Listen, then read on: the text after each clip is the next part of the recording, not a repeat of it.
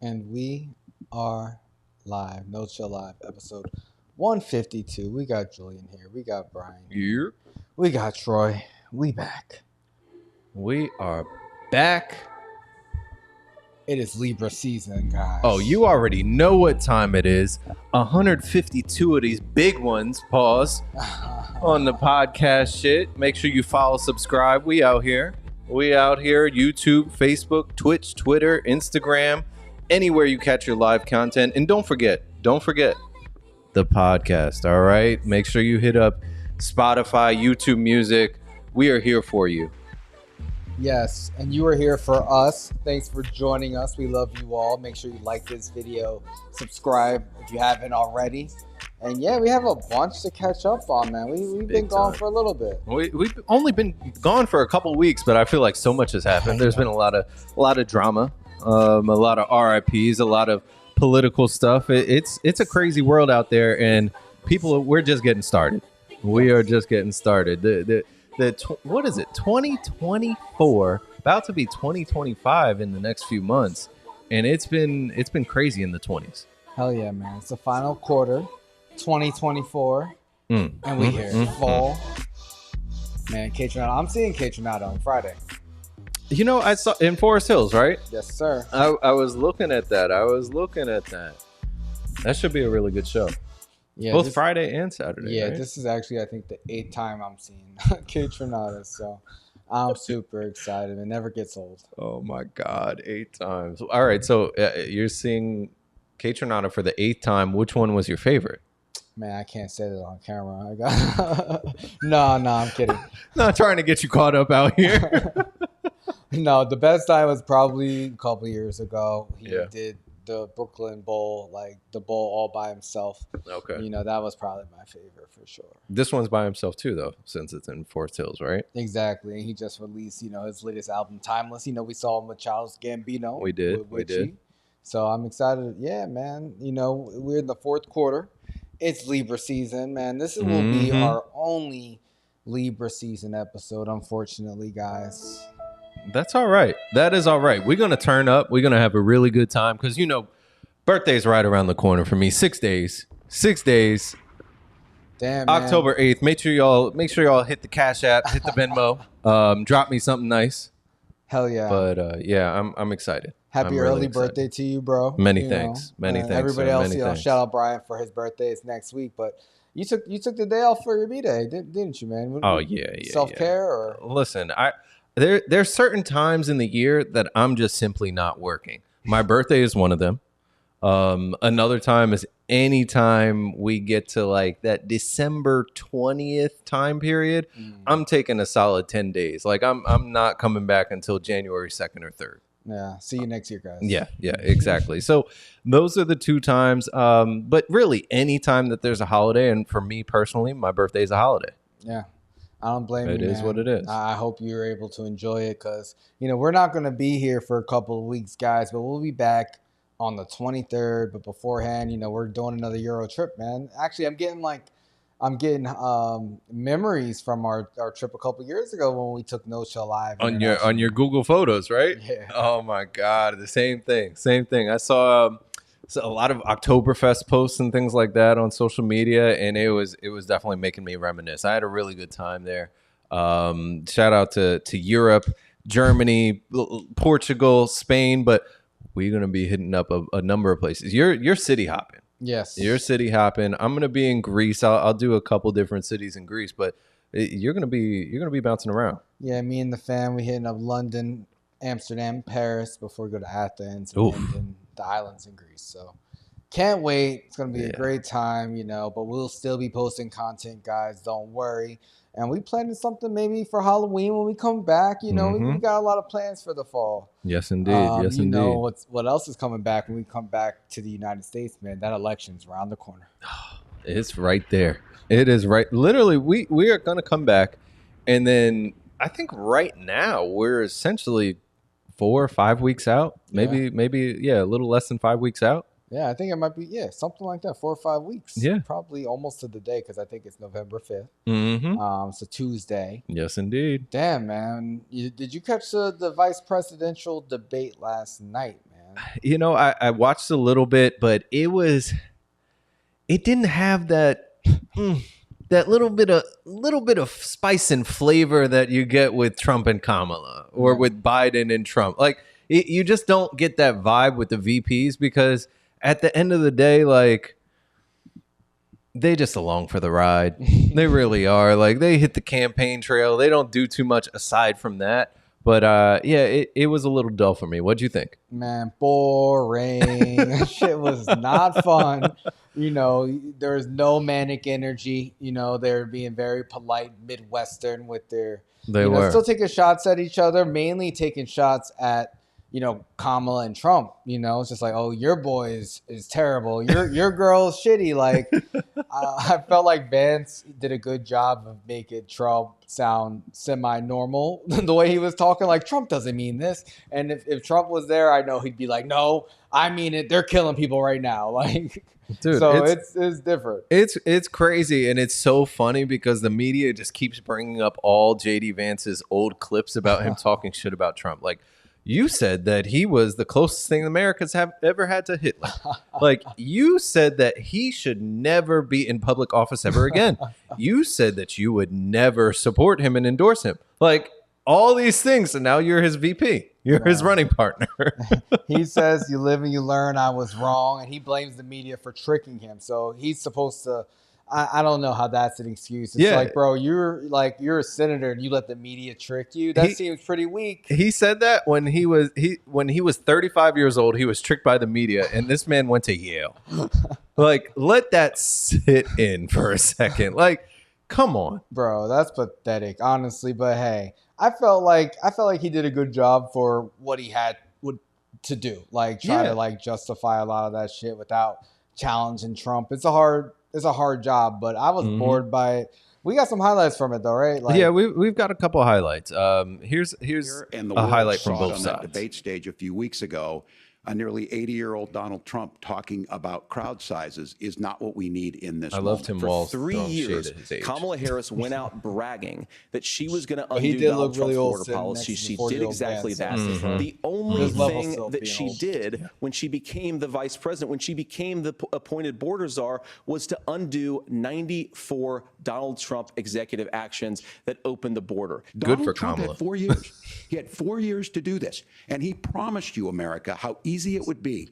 I'll build you a big, beautiful wall, and Mexico will pay for it. Less than y'all believe that bullshit. Wall got built, and Mexico didn't pay a dime. But here we are again, 9 years after he came down that escalator, dehumanizing people and telling them what he was going to do. As far as the deportation plan, at one point, Senator Vance said it was so unworkable to be laughable. What? They were trading, they traded shots, but it was like gentleman shots. Midwestern shots. Yeah. Well, I mean, shit, in the Midwest, they be having guns. Like, it's not the same shots, but I feel you. It just wasn't. Open carry out there, Kamala said, me and my VP will shoot you. And she did. Come in my house. I'm lighting you up. She literally said that to Oprah. Oprah was like, I didn't know. She said, if you don't know, now you know. Oprah was like, me too, girl. As she took a shot of Ozempic. Like, oh, my God. This is a weird space for sure. But let us know, guys. Who do you think won? Do you think this will make any impact in the general election in November? Because I don't really think it will, honestly. Like, I don't think so. I think especially compared to the chaotic first debate where Trump was just saying a bunch of insane things, which they did reference, throughout this debate. Yeah. But the funniest thing, not the funniest thing, there was a few funny moments. Yeah. But I will say the most disturbing thing from when I was watching, because I didn't watch the whole thing, was when the anchors were just like, well, yes, more than half of Americans support mass deportation. And I was just like, more than half of America supports mass deportation. What does that even mean? That's bullshit, first off. I don't know. They didn't poll me. Pause. Oh, thank you. Thank you. No Diddy. They did not ask me about that because I would have said, no, that shit is stupid. We have better things to waste money on. Bro, that shit is scary. Like stormtroopers coming in. Like if you just, I don't even know the context of that. It's scary. It's nuts. It's absolutely insane. Like anybody knocks on my door, that's the federal agents, the police, anybody.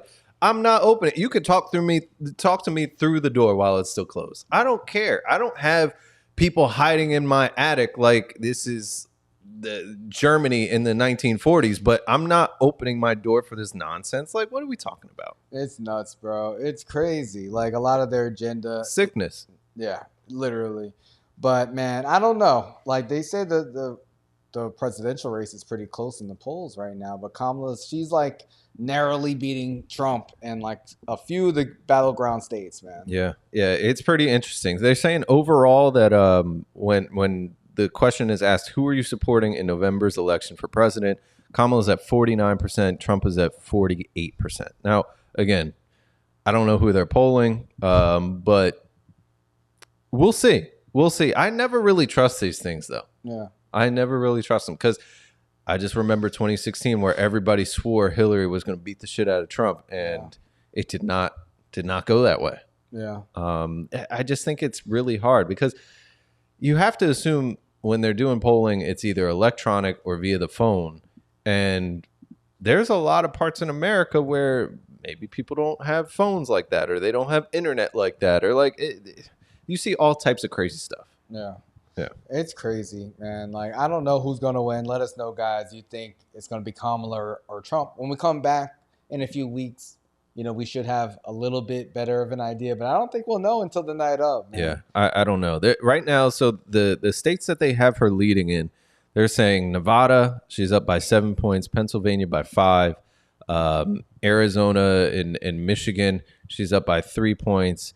And then her lead is much smaller when you talk about North Carolina, Wisconsin, and the thoughts and prayers to North Carolina and some of those states that have been fucked up by this hurricane. Because shit looks crazy. The world is insane, man. Yeah. These storms get worse and worse. That's another thing they talked about in the debate yesterday. And, they didn't answer really any questions. They just had their agenda of what they wanted to promote, what they wanted to attack. Talk around everything. Talk around it all. Yeah, exactly. JD Vance at one point was talking about immigration and said, yeah, my mom was addicted to opioids. And, the Kamala Harris is letting them bring fentanyl across I was just like, what? No, he said that the reason we're having all these mass shootings and school shootings is because the cartel is bringing guns across the border. Oh my God. But meanwhile, the vast majority of mass shootings happen with legally purchased firearms. Exactly. Like, what are we talking? Like, why are you lying? And people believe this shit. Yeah, they do believe it. They want mass deportation, apparently. Troy, did you catch the debate? Do you think we'll have an impact on the general election in November? Yeah, I caught the last 40 minutes. No, I don't think it will have an impact. I don't think it was what's the word? As manic or exciting as the Trump and Kamala ones, or any just watching Trump in general. I think it was kind of just very bland. It reminded me of back in the day with Al Gore and George Bush or Obama and McCain. Yeah, and there was very cordial. You can tell these people were complimenting each other. Hey, that's a good idea. At the end of the day, we're here for the American people. I felt like they were just trying to appease to the American people, not really do too much. Which the fact that all three of us said that this wasn't an exciting debate. Why are we looking for an exciting debate? That's just them bashing each other, talking shit, throwing shade. That's how Trump has kind of programmed people over the last decade. This is what we want to see in politics now. We're addicted. We're addicted to the chaos, the manic rants that he goes on. They're eating dogs. They're eating cats and dogs. It's insane, man. He literally said Biden and Kamala were killing people. It's we want insane. The clickbait. We want the viral moment that we can all talk shit about. But eventually we'll get back to normal politics. Maybe. I don't know, man. Or maybe not. Yeah. If Trump wins, he's got some out of the box ideas to deal with crime, bro.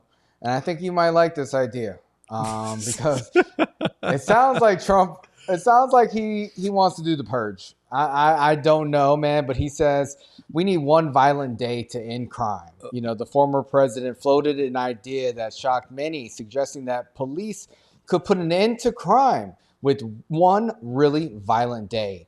The remark drew widespread criticism, with some comparing his version to the dystopian horror film The Purge. In his speech, Trump painted a picture of rampant theft where people are brazenly stealing large items like refrigerators and air conditioners while police are supposedly powerless to act. According to Trump, this is all due to restrictions imposed by the liberal left, who, in his words, are working to destroy the country. He claimed that police are afraid to do their jobs because they can lose their pensions if they, intervene. Man, you dressed up as the Purge like 9 years ago for Halloween. You got really into character. What do you think about this idea, man? The thing is, so when I first saw the title, I was like, oh shit, it might happen. And it's scary, but also like makes your heart pump a little bit faster. But you got a list. but then as I read more, I saw that no, this is like the anti-Purge. This is literally like, instead of the people going out, there's no legal law enforcement, there's nothing that's against the law. It's the opposite. It's like everything is against the law. The police will literally kill you for doing anything out of line on this one day. That's what Trump wants. Yeah. He's like, I want the police to be able to have one day where they can be extraordinarily rough in their punishment of civilians. I'm sorry. That's pretty much every day. But as a billionaire who's white and doesn't leave his fucking golf course, I don't think he understands that. Yeah, of course not. Of course not. But, he just be spitting hot fire out of his brain. Like I don't think he preps anything. I think he just made this up on the go. I really do. It is scary to think that he could be in power, one day again and actually try to implement crazy ass, wacky ideas like this, because no one's going to stop him. He hasn't been in power for years and still their whole Republican Party is kissing the ring. They're afraid of this man. And, to think that he could be the president again one day and give cops the power to just have to kill a bunch of people in one day, like, that's insane. Listen, military state, all communism. Like, who was it that just recently said? Mark Cuban. He said that Trump is way more similar to a communist and socialist than people realize. I don't even understand that. For real. It's his ideas, the way he will just spit out some shit that actually helps a lot of people, but it's not based in anything that's reality.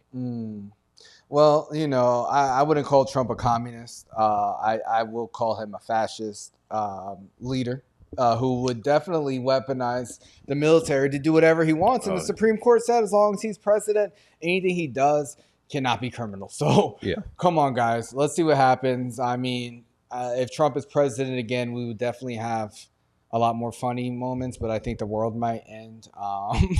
But we'll see, man. I mean, shit. Is the world already ending? Like, Israel is literally bombing 3 different countries at once. They're going wild. It's nuts right now. Yeah, thanks to Biden and Kamala giving them the weapons. That part. For real. Yeah, for real. But there's corruption on both sides, man. I feel like this is the year of the corrupt politician. It's not just Trump. Another New York politician, with swagger. Does he have swagger? Another New York politician with pictures with Diddy, Puffy. Our boy, man, Eric Adams, indicted on federal charges. Dun, dun, dun. Oh, man, that re-election campaign is over before it even started, huh? For real, man. We were just talking about how Eric Adams made Diddy give him the key to the city, back to the city. Like, he was like, yo, Diddy, you got to give that back. So now who gets it? Because it's just like y'all both on federal charges right now. Do you think Eric Adams and Diddy, you think they'll end up being cellmates at some point, man? Dude, I don't think they'll be cellmates, but it's pretty bad. They've got him on 5 different charges, up to 45 years in prison he could get. Oh my God, damn. 45 years in prison. Conspiracy to use campaign contributions for, illicit gains, fraud and bribery, that type of stuff. He's got the wire fraud that could be up to 20 years.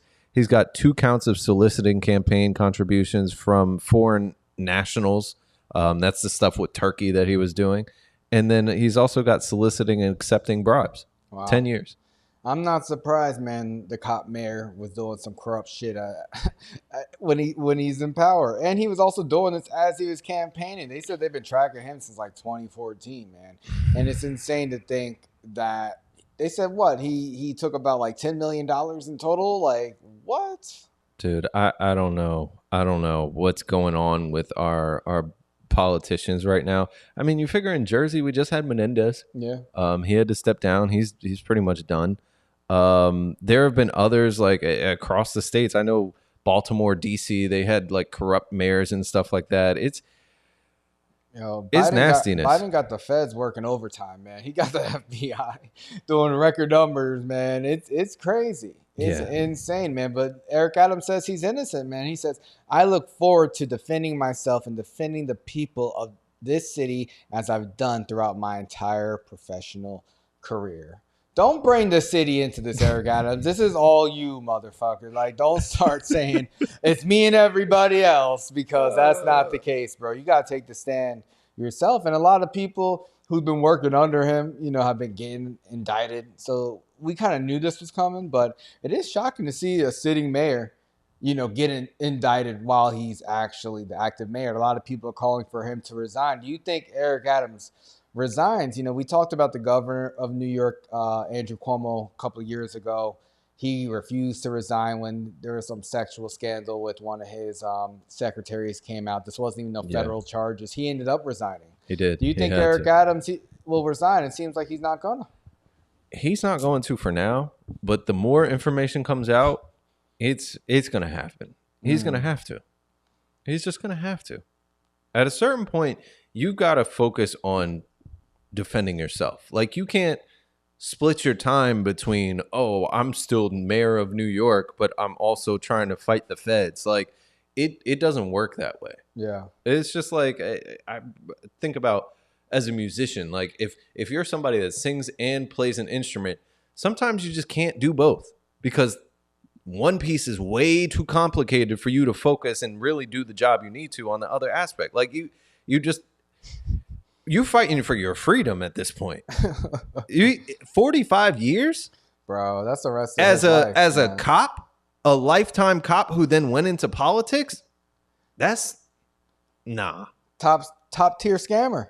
Top tier scammer, man. I don't know. I wonder if he does. And isn't his cousin locked up? That Bishop Whitehead, the dude from Brooklyn who was scamming and shit, who got robbed of like $1 million in jewelry in one time. Like, well, we talked about him too, man. It runs in the family.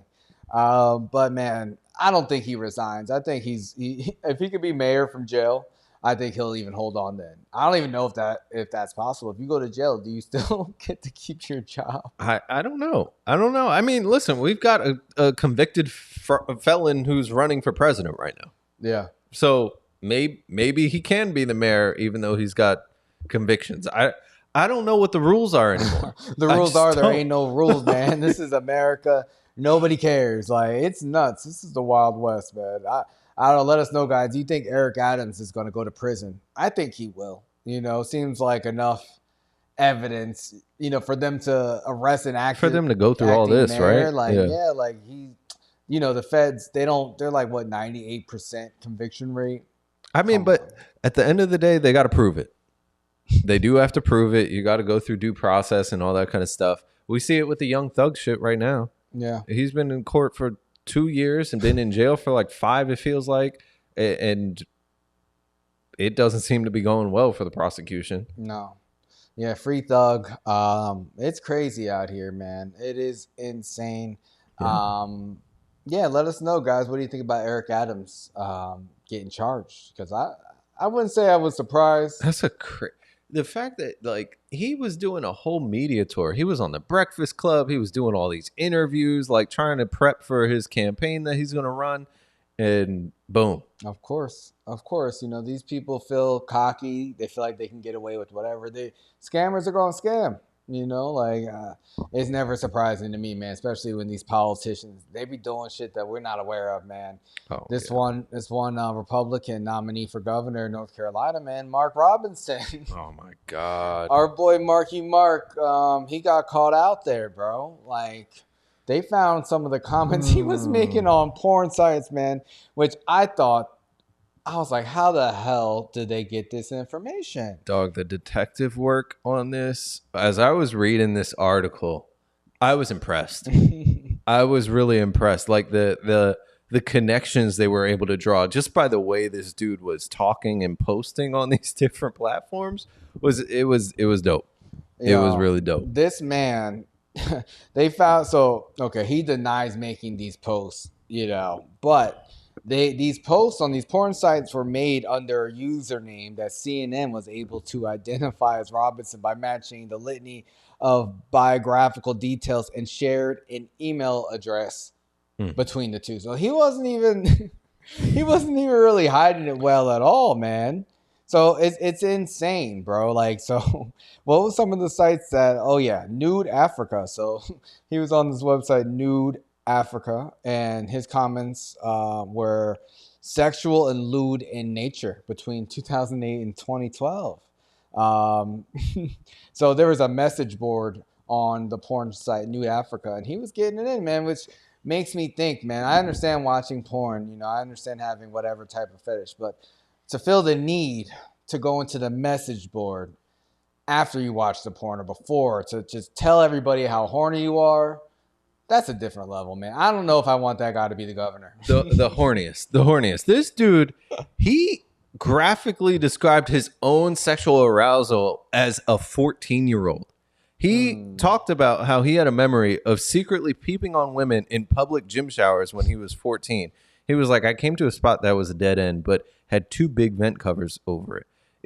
It just so happened to overlook the showers. I sat there for about an hour and watched as several girls came in and showered. And then he was like, I went peeping again the next morning, but after that, I went back and the ladder was locked. So those 2 times were the only times I got to do it. Memories. Nasty. This guy is nuts. Bro, was this on the Diddy message board or what the hell? No, get this one. And I apologize for any discriminating remarks that he said, but I'm just quoting what he said. He was like, I like watching tranny on girl porn. That's fucking hot. It takes the man out while leaving the man in. And yeah, I'm a perv too. Wow. Clearly you're a perv, bro. Like, yo, this guy is fucking hilarious. Bro, this is insane. He was horny as hell. And he got very specific, man. He actually called himself a black Nazi. He called himself a black Nazi and was in support of reinstating slavery. So, you know, I'm not sure how serious he was on these porn message boards. I do find it hilarious, though, that he got caught out there. And, you know, he's really trying to get some support from other Republicans. He hasn't really gotten much. I did see him campaigning with the cardboard cutout of Donald Trump in the background. And I'm like, that is a new level of low, man. It's just like you can't even get the real guy. You got the cardboard cutout behind you. No one's going to support you, bro. No one's going to shake your hand after knowing where your mind has been. It's just amazing to me that, like, this guy is on Nude Africa watching porn, but then at the same time, he's like a race trader. Like, it's his kink, bro. Don't kink shame Mark Robinson. Yo, fuck Mark Robinson.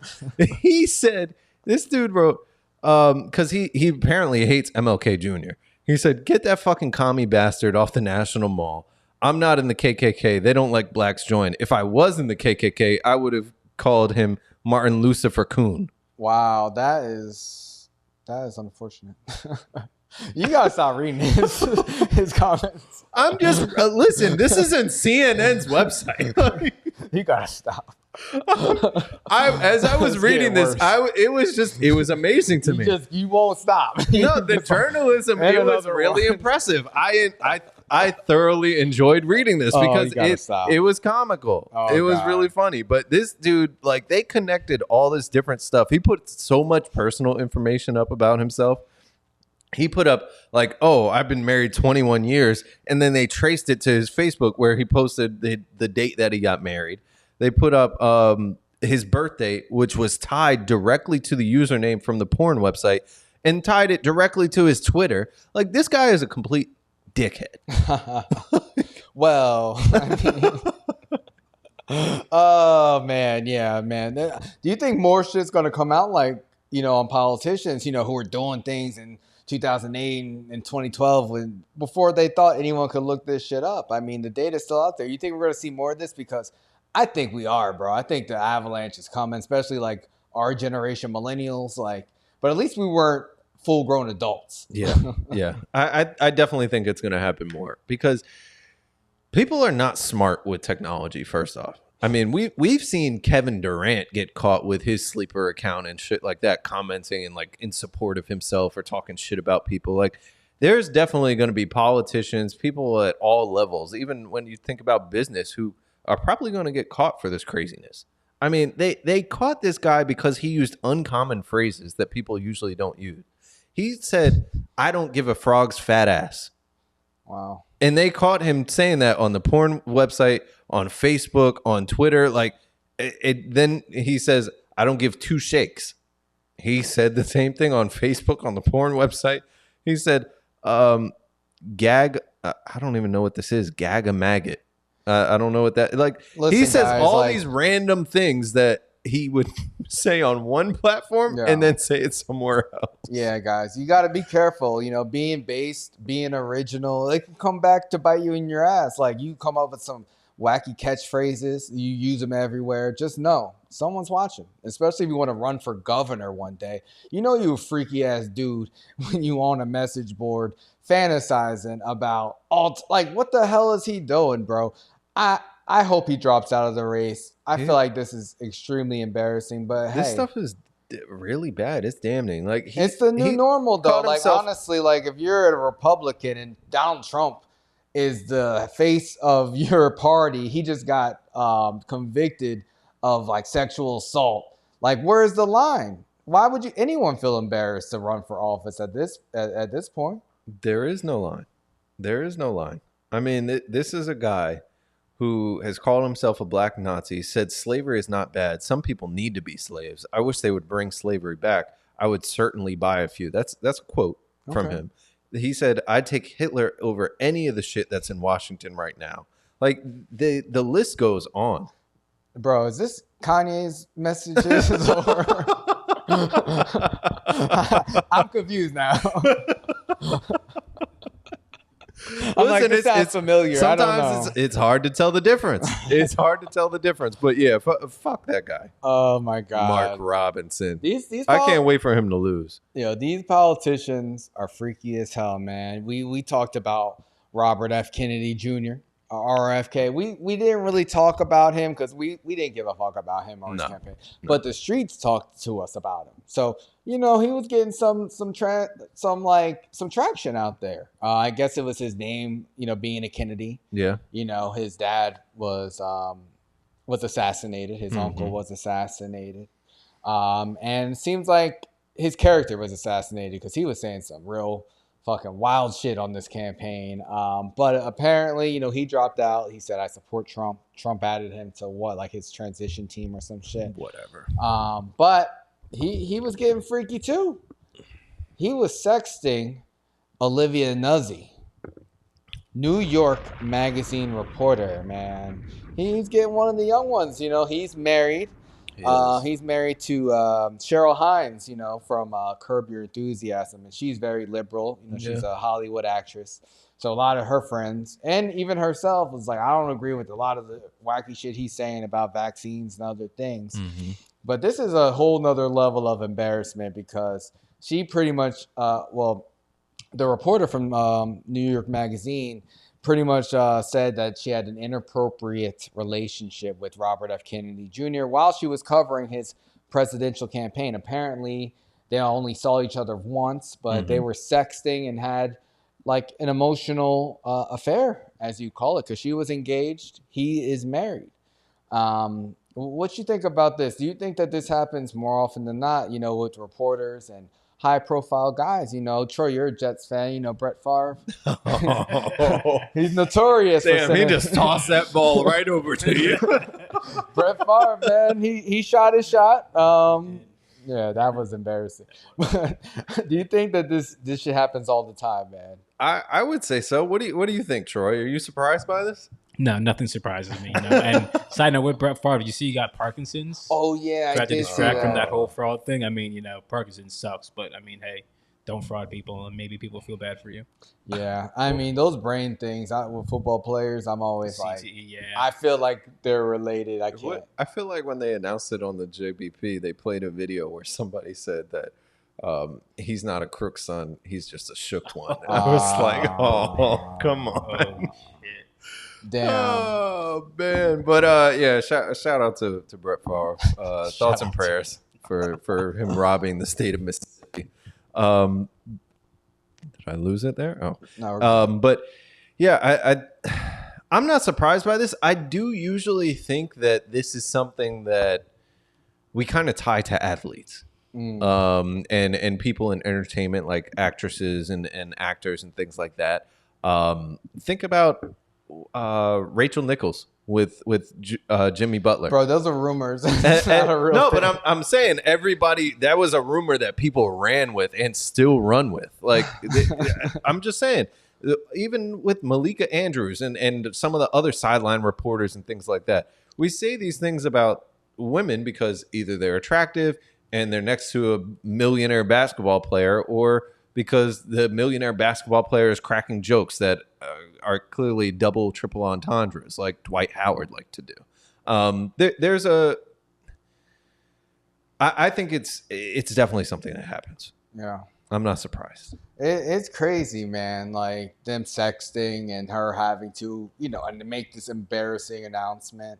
I wonder what their messages were, man. I think she probably said something like, "Oh, my head will blow your mind like your uncle," or some fucking wild shit, bro. What? Yo, that is crazy. I don't know. I mean, I don't know what they were saying. I wish we could know the way we do know about Mark Robinson's message board post. What sucks about this is, like, they didn't even, at least from what they're putting out there in the media, they're saying they didn't even do nothing. They're like, oh, it was an emotional affair. We only ever met once. Like, it was, they're saying that nothing even really happened. Damn, what's worse, man, the emotional affair or the physical one? All right, so what's worse is probably, I don't know. I think it depends on if you're asking men or women. I think for women, they're going to say the emotional affair is worse. How are you going to speak for women when I ask you? No. I mean, I'm just saying, like, I would assume. I can't speak for women. I would never try to do that. Just every week here, we believe women over here at No Chill Live. If you have thoughts and feelings about this, please DM us. But let us know. I think they would probably feel more upset about the emotional aspect.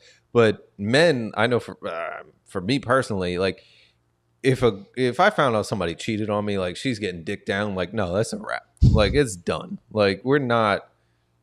I'll mail you your shit. Damn. Or like we don't ever have to interact again. That would be crazy. That would be crazy. You gonna mail her shit? I've done that before, and it wasn't because of that. But, but you didn't want to see her again, right? I was scared. I was scared. No, but I think, of course, the physical to me is worse too. I mean, it depends, because emotionally cheating, it depends on, I guess, your arrangement in your relationship, right? Like, some people are a little bit more loose. Like, if you have a long distance relationship and you just hook up with someone, that could be understandable under certain circumstances. Whereas, someone's just kind of like, I don't know, sharing a part of themselves with somebody else and detached from you, that could be really hurtful. So I think in this instance, like, where, RFK's wife was already embarrassed, I think this kind of just adds to it. But hey, I think she's only with him for the name anyway. So it comes with his the territory. Wife? Yeah. I mean, she's an actress in her own right. Like, she's in Curb. Like, that's a pretty popular show. She's an attractive woman. Like, She looks way better than this fucking guy. That's what I'm saying. It doesn't make sense otherwise, except for, he's like a Kennedy, because he's like super fucking weird. Like, there's really not a lot redeemable about him. I don't know. I can't speak to who he is really, but I just think what the piece that you just mentioned, giving a piece of yourself to someone else. That's the part. It's like, emotional is not. It's bad. It's bad, especially in a case like this. Like, y'all don't even do nothing, and then the whole media catches on to this fucking story and blows up our lives because you wanted to text some bitch. Like, if I was the wife, I would be furious. Yeah. Like, he's not coming in the house. I mean, at this point, like, she's got to be used to it. This can't be nothing new. I don't know. Texting is like, whatever, man. Troy, what do you think about this? You think one's worse than the other? I get that like emotional cheating hurts more maybe in some cases, but me, I don't think I could come back from like if someone cheating like physically. I don't think I could come back. I think I could come back with someone having an emotional affair. You know, you could talk and like, you know, set certain boundaries and stuff like that. If someone like cheats physically, I don't think I could come back from that. Yeah, it's hard. It's hard to imagine. I've never experienced having to make that choice, but I feel like I could come back from either if I had to. Depending on the circumstances, I don't really know. So we'll see. The circumstances matter, but at the same time, like, I don't know. I feel like if you get cheated on, you're doing yourself a favor if you imagine it being as bad as it possibly could be. That's called like being a cuckold, bro. Like, you gotta imagine everything. No, but I'm saying, like, you can't. She can't be like, oh, we only did it once. It wasn't even like anything. Like, bro, guys, when they fuck a girl for the first time, they be trying to go crazy. Like, you trying to make her remember that. You trying to give her the best she ever had. Like, you trying to change her life. Like, especially if you know you fucking somebody else's girl. Oh, no, you got to do her dirty. So I would not. You got to do her dirty. Bro. Listen, I'm just saying how guys like can approach this thing. I don't know. I don't know. Maybe I'm giving too much information, too much of the secret sauce. No, man, it's no show live, baby. Like, you go. I'm just saying I don't.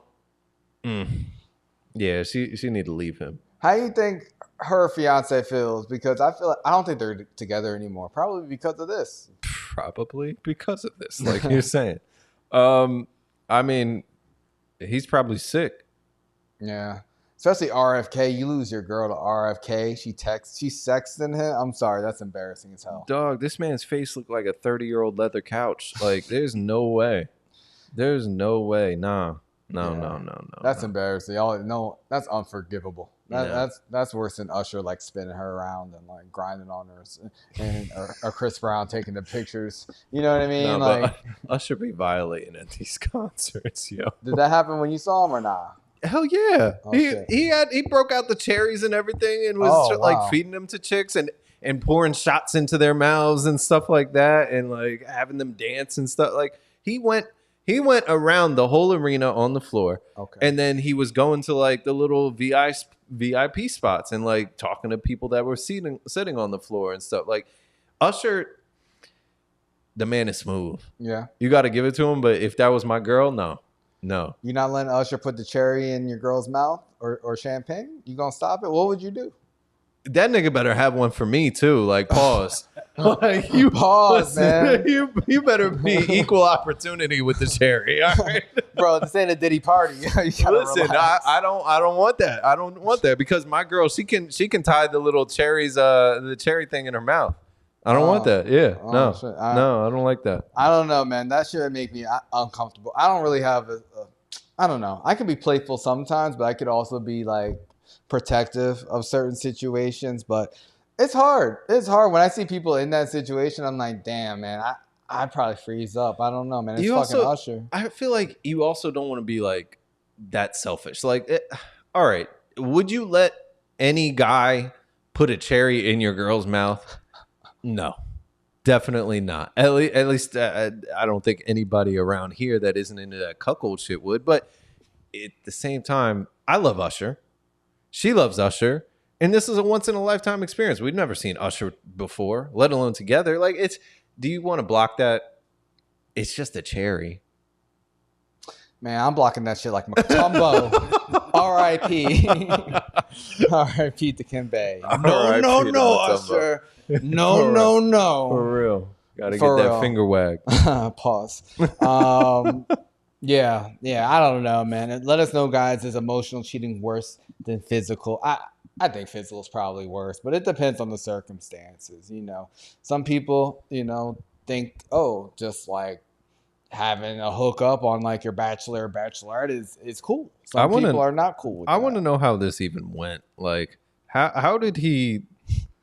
How'd he bag her? Yeah. I'm interested too. And how did she let herself be bagged? Like, I would love to know. Yeah.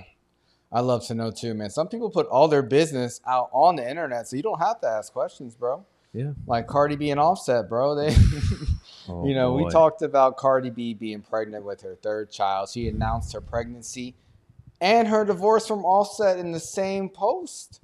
And now, she gave birth and she filed for a divorce. They're still going through their divorce, but they trouble in paradise, bro. Yeah, it's nasty stuff. So, Offset, she called him out first. It was about him cheating and doing all his other stuff that he's been doing for the whole time they've been together. On IG Live, when they were dating, when they were married, when they were separated, all this kind of stuff. Yeah, they were on IG Live. Okay. And let's listen to a little bit of what she had to say. Yeah, let's hear her say it for herself, because I can never. And them bitches is lames too. You wanna know why?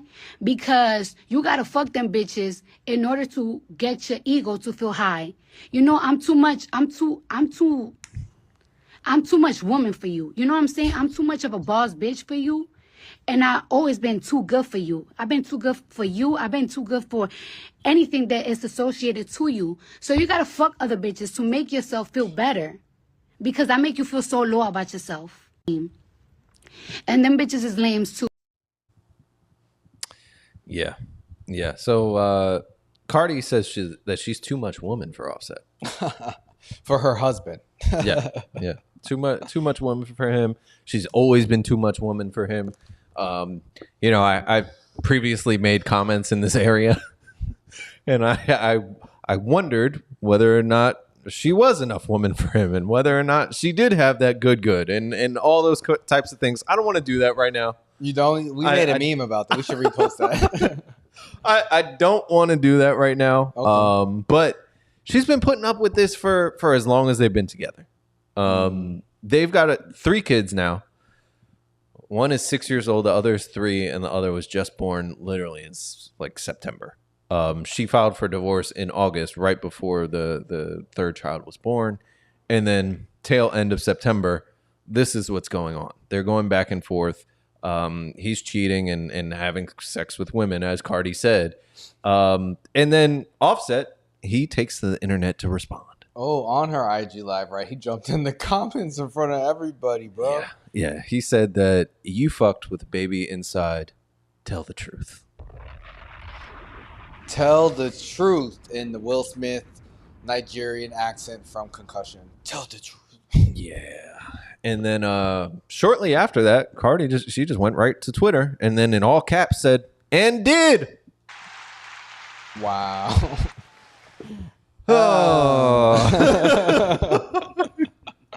What can you do other than sigh? What can you do other than sigh? Like it's just sick. What's your stance on this? Like, who do you think is winning or losing in this situation? I think they're both losing, but who do you think is winning more? I think we're all losing, man. I think we're all losing that these people are fucking rich and famous and having this fucking ghetto-ass discourse in the public. I really feel like their kids are losing, bro. Like, she just had a baby. She just had this baby. It's just like, you guys have 3 kids together, and she's going on Instagram Live saying, oh, like, I'm too good for you. Like, I regret you. I don't regret the kids. It's just like, well, you can't you can't have the kids without him. Your husband, who you've been married to since 2017, who you also filed for divorce for like a few years ago. So at this point, I feel like they're both crying wolf. You know, I feel like I'll believe it when I see it. Let me see the divorce get finalized. I don't feel like anyone's winning this situation. Offset did say that he won because she's his BM. So he said he already won. That's like the married version or the baby dad version of that's cool, I already beat. Like that's next basically level. What he did.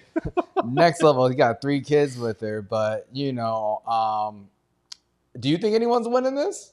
No, I can't say I do. I think it's messy and nasty on both sides. Honestly, for him, I think he's going to end up probably in the long run being the bigger loser in the situation.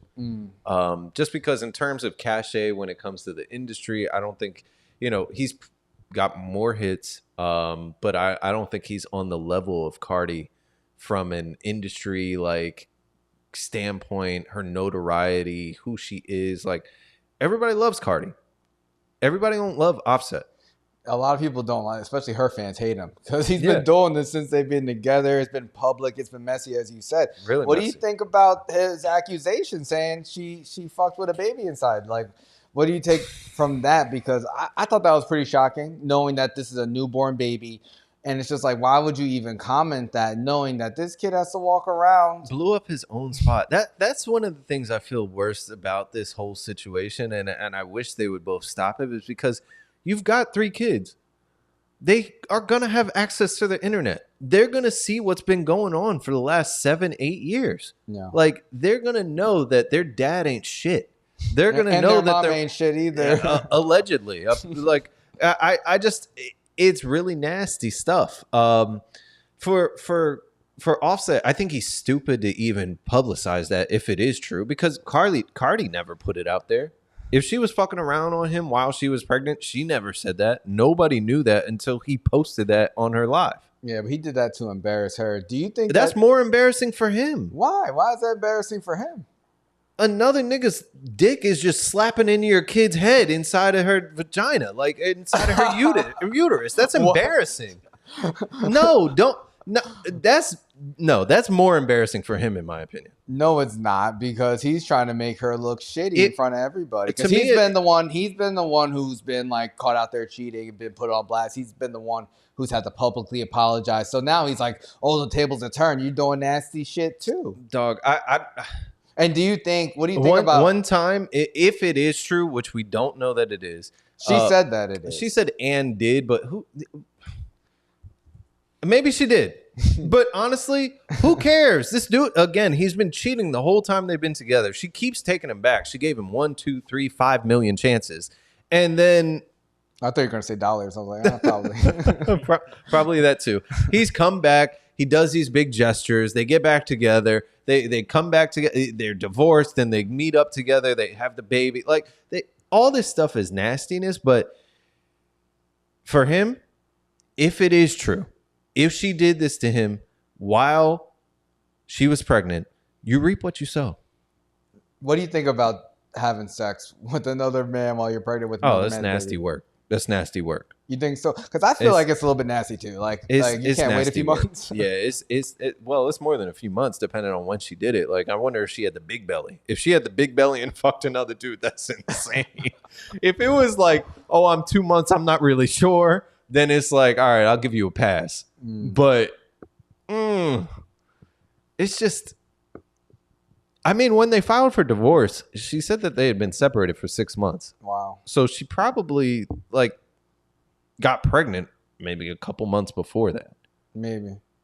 Like, just the way the math is mathing. I this whole situation though, it's like, do you think, because you mentioned like the back and forth, you know, we're talking about it, you know, Cardi hasn't really put out any music. Do you think that there's a possibility that this isn't even real at all? Like, maybe they're just escalating to the point of getting attention? Because, I feel like Offset, he puts out music, but the most time we talk about them is when they're going back and forth with each other. Do you think, even if it's real, do you think that they take it to the public because they make some sort of profit from it? Or do you think that they're just unhinged and maybe addicted to the clout? I think they just both messy and ghetto. Like, he's from Atlanta, she's from the Bronx. Like, they've been famous for the last 10 years now. And they've both been through ups and downs. Like, Migos, we know what happened there, where they broke up. They lost a member, RIP. Like, we've seen what happened with Cardi, where she started having kids and she never went back to music yet. But she keeps dropping a single every 6 months, but it's not like that Bodak. So I don't know. I would be surprised if this is all like a media grab attention sort of deal. Yeah.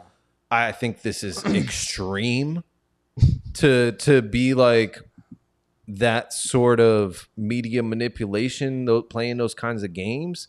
Because at the end of the day, they have filed for divorce. Yeah. They've done it before too. They have.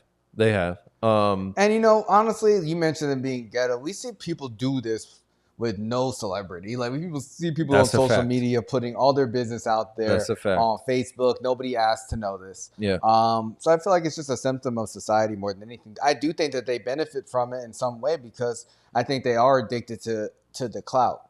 Yeah. And I think that maybe they just want to get their fans on their side, or they want they want to use the blogs to like go after each other because they're both hurt. I think obviously I thought their relationship was fake to begin with. Obviously it's not. They're actually married with multiple kids, so it's been a real thing. Yeah. But I don't know. Do you think, last week you said, or 2 weeks ago, you said women love bad boys, man. Cardi keeps going back. Do you think she's really done, bro? I hope for her sake she is. Yeah. But for our sake. Yeah, do I believe it? No, I don't. Like, once you have 3 kids with somebody, can you ever really be done with them? I mean, in a relationship you can, but you still have to maintain, even if it's not an intimate relationship or a loving relationship, it's still some sort of relationship. Like, if they get divorced and they no longer are having an intimate relationship, they're no longer seeing each other, they part ways, they go find their new partners and all this kind of stuff, I can almost 100% guarantee, 99.99% guarantee, we're still going to have nasty drama shit between the two of them. Because they got to deal with these kids for the next 18, 20 years. I don't know, man. It depends. People do grow mature. People do go through these turbulent period, especially while separated. We saw Kim and Kanye, and now they kind of, don't speak on each other publicly for a while. So I feel like once you actually get things finalized, you can move on. Obviously, that's not where they're not at this point, but I don't think she's done. I think that this is just a situation that they're going to be in. And she's obviously extremely insecure, even hearing her justify it or try to talk about his behavior, trying to bring her down. Like, he's so weak. Yeah, like he's getting with girls to make her feel bad. I'm pretty sure he's just dumb and sloppy. He don't want you to know, but I don't think he's trying to bring her down. I just think he's just stupid. Yeah, I got to know, ladies, please DM us. Let us know. Like, do you really buy that line from Cardi about, oh, I'm too much woman for you? Like, do y'all really buy that? Because for me, it just sounds like she's trying to make up reasons for why this shit didn't work, why this dude keeps stepping out on her. Like, you knew who he was. You've known who he is going to be for the last 8 years. You knew who he was when you married him. Like, I just don't. I find it hard. Like, I feel bad for them, but at the same time, I feel bad just because of the kids more than actually those two adults. Yeah. They're both over 30 years old. Y'all know better at this point. And Cardi, you can't keep doing the same thing and expecting different results and not call it insanity. Yeah. I mean, she's kind of made it a career off of being outspoken and being wild, and people relate to her. And I feel like there's a lot of people who relate to this messy ass situation. We'll see. Hopefully they break up. Let us know, guys. Do you think that they will really get divorced? Are you taking a side on this, Cardi or Offset? I don't give a fuck, man. I listened to Joe Budden's podcast on Saturday, and they talked about this for like 3 hours. I was exhausted. Yeah, they did talk about it way too long. Beat it to death. They did. Oh my God. I get it. It's a juicy conversation, but at the same time, it's like, I'm so tired of this. They be talking about. This is like reruns over and over and over. Bro, them talking about like cheating up or cheating down like for the 50th time again. I'm like, bro, I'm so tired of this conversation. And they be so serious too. I'm just like, who cares? Like if someone cheats on you, they cheat on you. Like, why are you so focused on who they cheated on you with? Like, it's about the betrayal in the relationship. Unless like you have a personal relationship with the person they cheated on you with, why are you worried if they make more money than you or if they're better looking than you? I think that's so fucking lame. I think that's the luxury of them being from on the outside looking in. And you know that's they're what speaking from experience on that podcast. Well, yeah, some of them. They're hurt. They're hurt. Some of them. For real. But then if that's what you're doing, it's more of like, oh, I'm trying to get back at somebody, blah, blah, blah. Like in this situation, let's say that they end up divorcing, they find a new partner. I think Cardi has a way better chance of ending up way up, even if she ends up by herself, than Offset does. But she's gonna fuck around and date one of these ball players, one of these Dominicans that plays in New York or something like that. She's gonna go find some millionaire somewhere. Like, she's gonna be just fine. Offset, he's gonna have a hard time. I don't think he's gonna have a hard time. I think they'll both be fine. Like, they both have money. Like, both celebrities. They're both young. Like, Offset's gonna be just another rapper with another rapper baby mom. He already has baby moms outside of Cardi. It's not a big deal. How many kids he got? Like 6? A lot. But yeah, let us know, guys. Yeah, man, nasty business. Speaking of nasty business and bad boys, bro, we talking more about Diddy, man. His lawyer's been pretty outspoken the past couple weeks that we've been off. You know, we talked about Diddy at length after he got arrested a couple of weeks ago. But yeah, man, his lawyer has been doing some interviews, and Diddy's lawyer said he offered a potential explanation for why the feds found a large stock of baby oil at his house. You know, and he says, you know, he probably bought them at Costco, bro. He said Costco right down the street. He said it's right down the street. He said Americans buy in bulk. He probably got it at Costco, man. And a spokesperson for Costco hours later, you know, they told TMZ, they're like, none of the company's U.S. locations carry baby oil, even though Diddy's attorney told us the rap mogul might have bought them in bulk from the members-only warehouse, bro.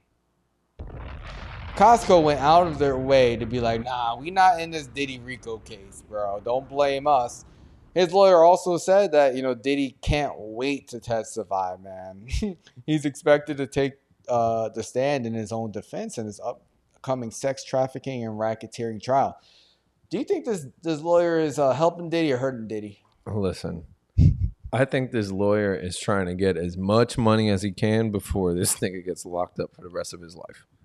Like, I don't think that I don't trust lawyers to take cases at this high a profile level to really be trying to get somebody out of prison. Yeah. I really don't. Because they're going to get paid regardless. Yeah. They got a retainer, or they have a deal and a contract where it says, listen, regardless of what happens, this is the amount of money I'm getting paid. Yeah, man. He said, I don't know if I can keep him off the stand. I think he's very eager to tell his story. And he also even made reference to the Cassie video from 2016 that we talked about months ago. And he says he'll tell every part of his story, including of what you see in that video. I can't imagine this could be helpful, especially he's referencing Costco. At least do your research and know who carries baby oil. It was the lawyer that said that too. It's like, if this is the type of preparation, the second you get in front of a camera, you start saying, oh, it's probably from Costco. It's right down the street. And then Costco comes out on their own and says, listen, we do not sell that in all of the continental U.S. And then people start checking Sam's Clubs and BJ's, and they're like, yeah, nah, not us either. Like, then what are we doing? Yeah. What are we doing? Yeah, I would have definitely assumed it was BJ's and not Costco, but I mean, I don't know. Hey, I don't think baby oil is edible. No, man. But Cat Williams, man, he was talking about this in the stand-up. I got some audio. You probably got it at Costco.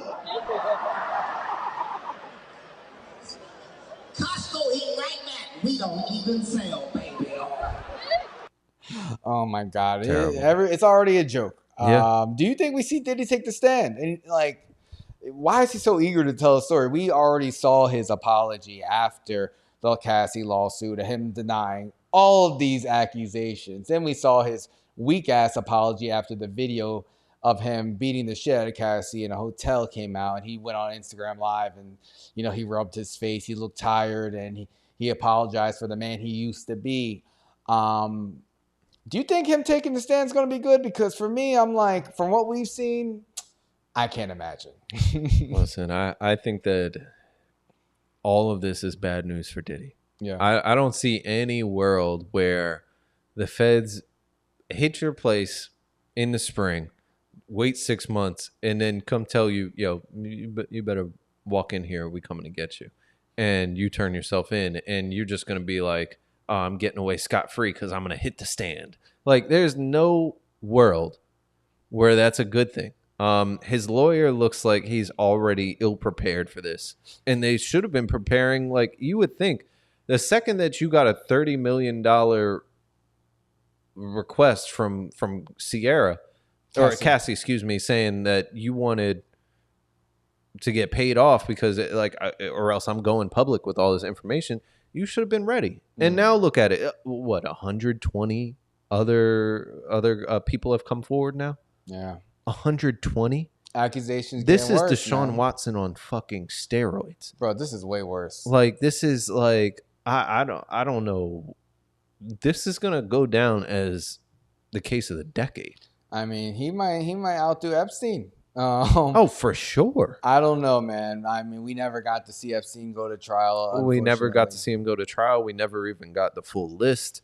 But today they said that, names are coming out for Diddy. Yeah, they said they have people's like faces on video, not just bystanders, but people that were participating. Bro, they said they got Diddy videos hitting the streets. Like, I don't know how true that is, but that's crazy. They got freak off videos on bootleg going around in California. Do you think anything leaks, to the internet this year? I don't know. I don't know. I'm sure Twitter's going to get a hold of it. That's why they were like, oh, porn is legal over here. Yeah. But we'll see. And who will we see in the Diddy freak off videos? Let us know, guys. Who do you think we're going to see? We already talked about, we gave some guesses, but shit, I think something leaks out this year. You know who's going to I don't want to put anybody who I respect their name in it, but Charlie Sheen is going to be in there. Charlie Sheen is definitely going to be in there. Man. He had his own freak off videos. And honestly, if Charlie Sheen's at the freak off, you got to leave. Because there's other things going on. Got that HIV. Oh, my God. Troy, do you think Diddy's going to take the stand, bro? I hope not. Really? I mean, no. I think it'll be entertaining. I think his ego probably really wants. Yeah, he probably wants to, but it's not a good idea. He should not do it, but he might. I mean, if you're gonna fall, you might as well go out swinging, right? Yeah, bring everyone with you. I hope he does take the stand. Diddy taking the stand might be the funniest thing ever, bro. Like, I don't know. I think he really thinks he can get away with whatever. We saw him act as the Joker. We've seen him in so many clips now. We look back and I'm like, oh, he's always been freaky and weird. I think I mentioned him being weird a bunch of times before. People have been talking about this, so it's kind of been like a semi-known thing. Yeah. But now that 140, 50 people are coming out saying that he was putting drugs in their drinks and assaulting. They said there was like a child included in one of the accusers. So it's just like, damn, how deep is this gonna go? How many more people are gonna be involved in this? And Hulu already has a doc on Diddy. It's like Diddy, drugs, something, and freak offs. Like it's like they're gonna do this shit. They're gonna have a doc series happen in real time, the same time as the case and stuff. Yeah. Let us know, guys. You think Diddy's going to prison? I do. And do you think he'll take the stand? I hope he does, personally. But I don't think it'll be helpful. The prosecutor, he said, many powerful people, many dirty secrets. His team has collected pictures, videos, and texts, and allegations will include violent sexual assault or rape, facilitated sex with a controlled substance, dissemination of video recordings, sexual abuse of minors. It's a long list already, but because of the nature of the case, we're going to make sure, damn sure, we are right before we do that. These names will shock you. Shame. More than 3,000 individuals have come forward to his office with accusations against Combs, and he begins to plan filing lawsuits in various states within the next 30 days. Damn, I think he's cooked. I think he's totally cooked. Let us know, guys. Is Diddy done? It's bad. He said that 62% of the accusers identify as African American, and they hail from more than 25 states, including the majority from New York, California, Georgia, and Florida. Bro, when they can break it down to 62%, do you know how many people have to be involved? 3,000. That's crazy. From 24, like that's half of America, half the states in America. I don't even know that many people from that many states. What the fuck? He said that 25 of the accusers were minors at the time of the alleged incidents. Well, some of the incidents as early as 1991. Oh my God. And claimed that one of the accusers was as young as 9 years old at the time of their alleged incident. Wow, that's insane. I can't imagine. That's insane to think that he's been doing this for so long. Right in our faces, hugged up with everybody in Hollywood. I think, everyone should look at anyone who's been next to Diddy the last 30 years a little bit different until we get all the details. Yeah. So this lawyer, he's represented victims in a number of high-profile cases. He was the lawyer that represented the different people that were suing BP with that big oil spill in the Gulf. He represented people that accused Deshaun Watson in 2021. And he's also the lawyer that filed against Travis Scott in that fatal crowd crush in 2021 as well. Wow. It's crazy, man, these lawsuits. And there was one person, we saw in a pool with Diddy at one of his party, man, Devin Hainey, bro. And Ryan Garcia kept posting that picture throughout all, the lead up to their fight and even currently. But Devin Hainey, man, we talked about him losing the fight. Mm-hmm. How, I was personally disappointed. And Ryan Garcia, he tested positive for some banned substances. He's been banned for a year. They took away the loss off of Devin Haney's record. But now Devin Haney is suing Ryan Garcia, man. Devin Haney is suing Ryan Garcia for battery and fraud over their April fight, bro. Wow. They say he's still not over his super fight with Ryan Garcia, how it went down earlier this year. The 25-year-old boxer filed the lawsuit against his nemesis in New York on Friday, alleging Garcia committed battery and fraud in the lead up to and during their big April 20 title fight at Barclays Center. Haney said if he had known Garcia had ingested the performance-enhancing drug prior to stepping into the ring, he would never have agreed to the fight. Therefore, he says he never consented to being on the wrong end of Garcia's punches. Bro, what do you think about this lawsuit? I've never seen nothing like this. This is weak. Haney is soft for this. I get the message that he's trying to send, but this is soft. I really do think so. Are you disappointed in him for filing this lawsuit? Because it makes sense to me. I mean, listen, Ryan Garcia is the one who cheated, and you don't play boxing, bro. Like, this is a real fight. Like, you could lose your life stepping in there with someone who has an unfair advantage.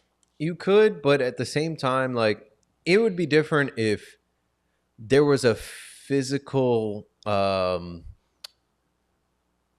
way that he had like boosted his performance and I'm not talking about like, he had ingested some drugs or whatever it was. I'm talking about like, if he had weights in his gloves, or if he had something sticky on his shoes and it kept like Haney from moving as quickly as he wanted, like something like that, like something that was actually tangible versus like, all right, he took some performance enhancing whatever the fuck it was. Maybe it made him punch harder, but it didn't make you like stand there and just get rocked by these hits all the time. Like, he was getting worked the whole fight. Like, you lost. Even if the guy was taking performance enhancing drugs, maybe he wouldn't have knocked you out, but you lost. I think this is stupid.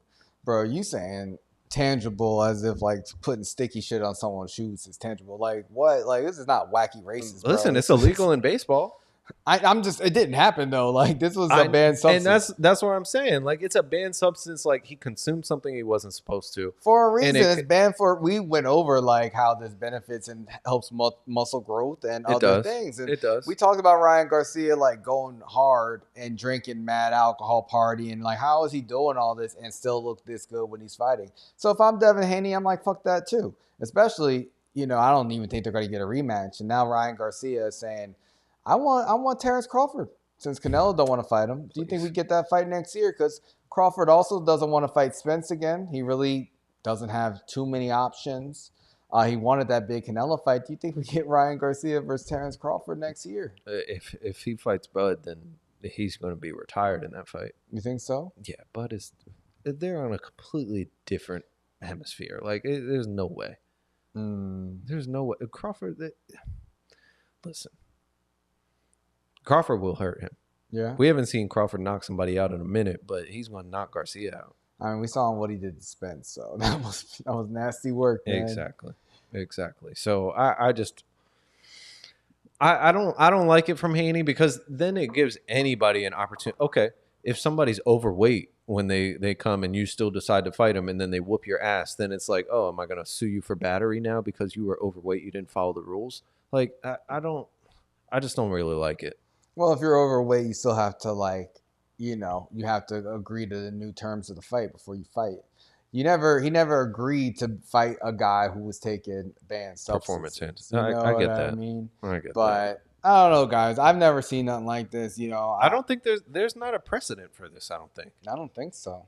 Not that I know of. I like Devin Haney. I like Ryan Garcia. He's entertaining. I think he's good for boxing, even if he's doing wild, crazy shit. I just want him to take boxing seriously. Like Garcia. He took it serious. That's why he was taking those performance enhancing drugs. That's not but see, that's my problem. That's not taking it serious. I mean, Canelo did the same thing back in the day. Let's not. Oh, it was the beef. Yeah, it was the contaminated cow. He was eating steroid cows. Oh my god, I don't know, but yeah, we'll see. That's a crazy way to try to work around the performance enhancing shit. Like, all right, I'm gonna feed this to this ranch of cows, and then I'll eat those because it'll be diluted by the time it gets to me. Yeah, it's fucking nuts, bro. It's crazy. It's crazy. I don't know. I never believe people who get caught with these. You test positive. How's that a mistake? You know what I mean? There's millions of dollars at stake, but. Who knows? Yeah. Do you think they should just make some of these drugs legal? No. What? No. It's like you can't just make all drugs or steroids legal. You have to create a safe environment for fighters. You can't just be regulating it on that level. I mean, listen, a lot of fighters have always used steroids and stuff, but you can't make it the norm. Mm-hmm. Like that's putting people's lives in danger. I feel like I don't know. Okay. You think they should legalize it? I don't know. It made baseball more fun. That is true. People were breaking records left and right, but it's difficult to say because I think the way that they're approaching it right now is like, listen, let's just go completely natural. Nobody's able to do drugs, any of that kind of stuff. Fine. But if you regulate it, at least you can monitor people and make sure that they're doing what they're supposed to do within the limits of the regulations that you set. If they don't, and I have to sneak it at these times. Like A-Rod talked about this, and the people that snitched on him or whatever, they talked about the specific times. Like, we had an exact pattern and routine of when we had to do it, how much we had to do it to make sure that we didn't get caught. Like. I feel like it's more dangerous when you're hiding stuff like that versus when it's actually regulated. It's the regulation is saying you can't do it. So it's just like either you can or you can't. So people are trying to hide it because they're trying to get around the rules, but it doesn't mean it should be allowed. But hey, who knows? I mean, the NFL tries to get safer and people still get fucked up. Sometimes you're just in a fucked up sport. Sometimes you're in a fucked up lifestyle. We talk about rappers dying, man. Young Dolph got murdered. And finally, his killers got convicted, man. Life sentence, man. Memphis jurors took several hours to reach a verdict to Justin Johnson. One man prosecutors claim murdered young Dolph back in 2021. The jury returned with a unanimous guilty verdict to the charges of first-degree murder, conspiracy to commit first-degree murder, and being a convicted felon in possession of a firearm. They threw the book at him with a life sentence, bro. So, man, the details of this case were really disturbing to me. They were promised $40,000 to kill young Dolph. They were only paid $800, bro. $800, and your whole life is thrown away. And also, young Dolph's life is thrown away. That's why it's like it's so fucked up to be a fan of rappers, because it's like either they're gonna OD or get murdered. And in his hometown, what do you think about them finally like getting the guys who did it? I'm not surprised that they got life in prison, but like, will we ever see this shit stopping? I mean, it's justice, which is some consolation for the family and friends and things, but they'll of course, always miss Dolph. From everything that he said, he was really helpful in the community and stuff. I wasn't a huge fan, but I think with regards to rap and hip hop, we glorify a lot of this stuff, and it's hard to see it stopping as we continue to glorify it. You've got some rappers that take the high road, the J. Coles, the Kendricks, the Drakes. Like they well, I don't know if Drake is in that category, but they try to talk about things that are uplifting, talk about real life stuff, more introspective, conscious. But there's a lot of that gutter sort of trap music. Yeah. And it's popular. Listen, you go out, it's a nice little vibe. Yeah, it's hard. It's hard to separate, the artist from the streets when the artist starts from the streets, and that's why people love their music. I mean, Young Dolph's song "Preach" is one of my favorite hip hop songs ever because it's just like, it's just so real, and like, it just kind of embodies like where he's from and just speaking to culture of the streets and just getting it for yourself. He's kind of like the southern version of Nipsey Hussle in a way, which sucks that he also got murdered in his hometown too. So it is unfortunate. It's crazy, man. It's insane. But yeah, I guess justice was served. We'll see what happens with the other hip hop high profile case with YSL. A lot of this shit's happening in the South. And one artist was down in the South, man. She found love in the swamp. Lana Del Rey, bro. So random. She married an alligator tour guide, man. Jeffrey Dunfree. Jeremy Dufresne. No, yeah. Jeremy Dufresne. in Louisiana, 1 month after she went public with this man. She is worth a reported $30 million. And she's marrying this guy who is divorced, father of 3. And, he has his own business, as a tour guide looking at alligators. And I think they met like 5 years ago. Wow. And they fell in love apparently recently. What do you think about him marrying Lana Del Rey? You think they're going to last? I mean, listen, it's an unlikely couple, that is for sure. As I was reading this and I saw that he is divorced and a father of 3, and a Louisiana native. I mean, Dufresne, I feel like I've heard that name somewhere else before. Shawshank Redemption. That's right, Andy Dufresne. Yep. Yeah. But I was just surprised. It's her first marriage, his second. I wish him the best of luck. I really do. I think it sucks. Like when I was looking at this article and I saw the angle of the pictures and stuff, I'm like, you can't even get married to some nobody in the fucking swamp without them flying drones over your head to take pictures. I mean, when you're Lana Del Rey and people actually, you have a lot of fans. And, it is funny. Like, I wonder how her fans feel because, a lot of girls love Lana Del Rey. I mean, I think a lot of girls who love Lana Del Rey have some fucking problems. But hey, we all love certain artists that could be a little bit problematic. But yeah, I do hope it works out for them. Definitely a surprise, man, especially for him. Like, good for him, bro, to come up. He was divorced. He has kids. I wonder how his kids feel. Did they have a new stepmom? And it's Lana Del Rey. I think he's like what, like 57. She's 30 something. Damn. Like, I'm not sure about her. I always thought Lana Del Rey had dad issues because of her music, and it's kind of seems like it falls into that pattern. Yeah. I know nothing about this guy, but hey, it was funny to me. I laughed when I saw this headline. Listen, it sounds like a love story. Like they met when she was performing at some art festival, music festival in 2019, and she took one of his boat tours. So then she revisited a couple months later for another festival, and they just like reconnected. Wow. He shot his shot. He was like, hey, I want to go out with you. And she likes older men, apparently. Wow. And that's how he got it done.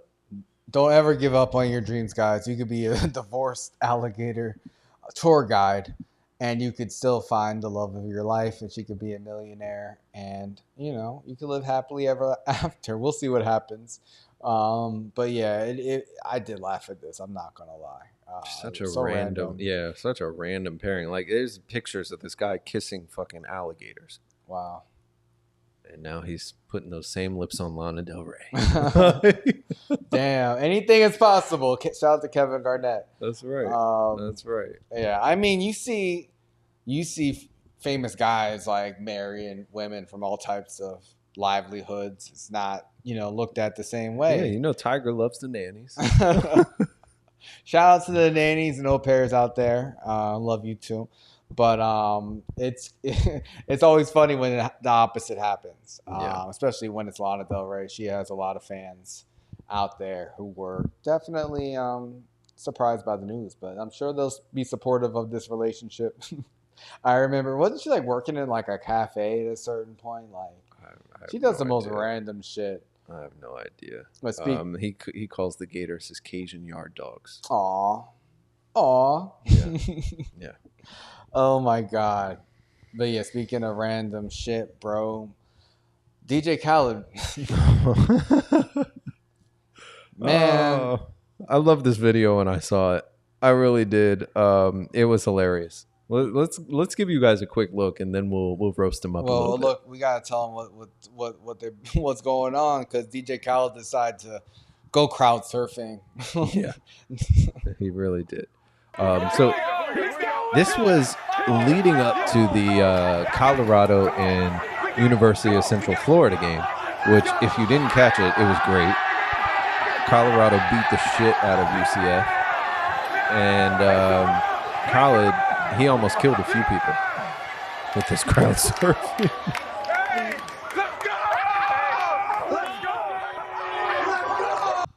Oh my God, he is huge. Yeah, he's gotta be. How much do you think he weighs? Like 350?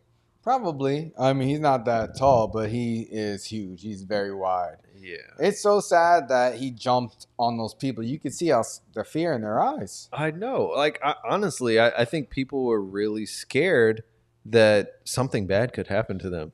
Because first, the guys that were working like the event, other commentators, they're like ex-football players. They had to help lift him up to even get him on top of the crowd. And then he went maybe 5, 6, 7 feet into the crowd on surfing, and then they brought his ass right back. They were like, all right, that's it. That's that. Way too heavy. Way too fucking heavy, man. 3 people died, 6 critically injured. R.I.P. to the victims. No, that's crazy. Hurricane Khaled. For real. Like, don't ever do that again, DJ Khaled. Oh, my God. Oh man! Have you ever wanted to crowd surf? Hell no! You probably would though, right? Like, I feel like that would be fun. Plus, I'm light and skinny. Like, I feel like I could do crowd surfing. Yeah, yeah. You should try it one day, man. Hell no! I don't want people touching me, man, grabbing me. You saw A$AP Rocky a couple years ago, dude, jump in the crowd and get his dick grabbed and shit. Fuck they that. Go crazy. Troy, would you ever go crowd surfing? No way. People are gonna take take your wallet, take your shoes, do God knows take what. everything. No yeah. I don't even go into mosh pits. I'm not crowd surfing. No, not anymore. Not anymore. It's a little too crazy. Yeah. I knew it was enough for me when I went to that Travis Scott concert, and they were just going nuts. Yeah, I'm good off of that. I was like, no. I don't have the temperament for a lot of these things, but hey, have fun, guys. I'm not trying to stop it. Just don't jump on me, Khaled. For real, I like my life. I'm not trying to die.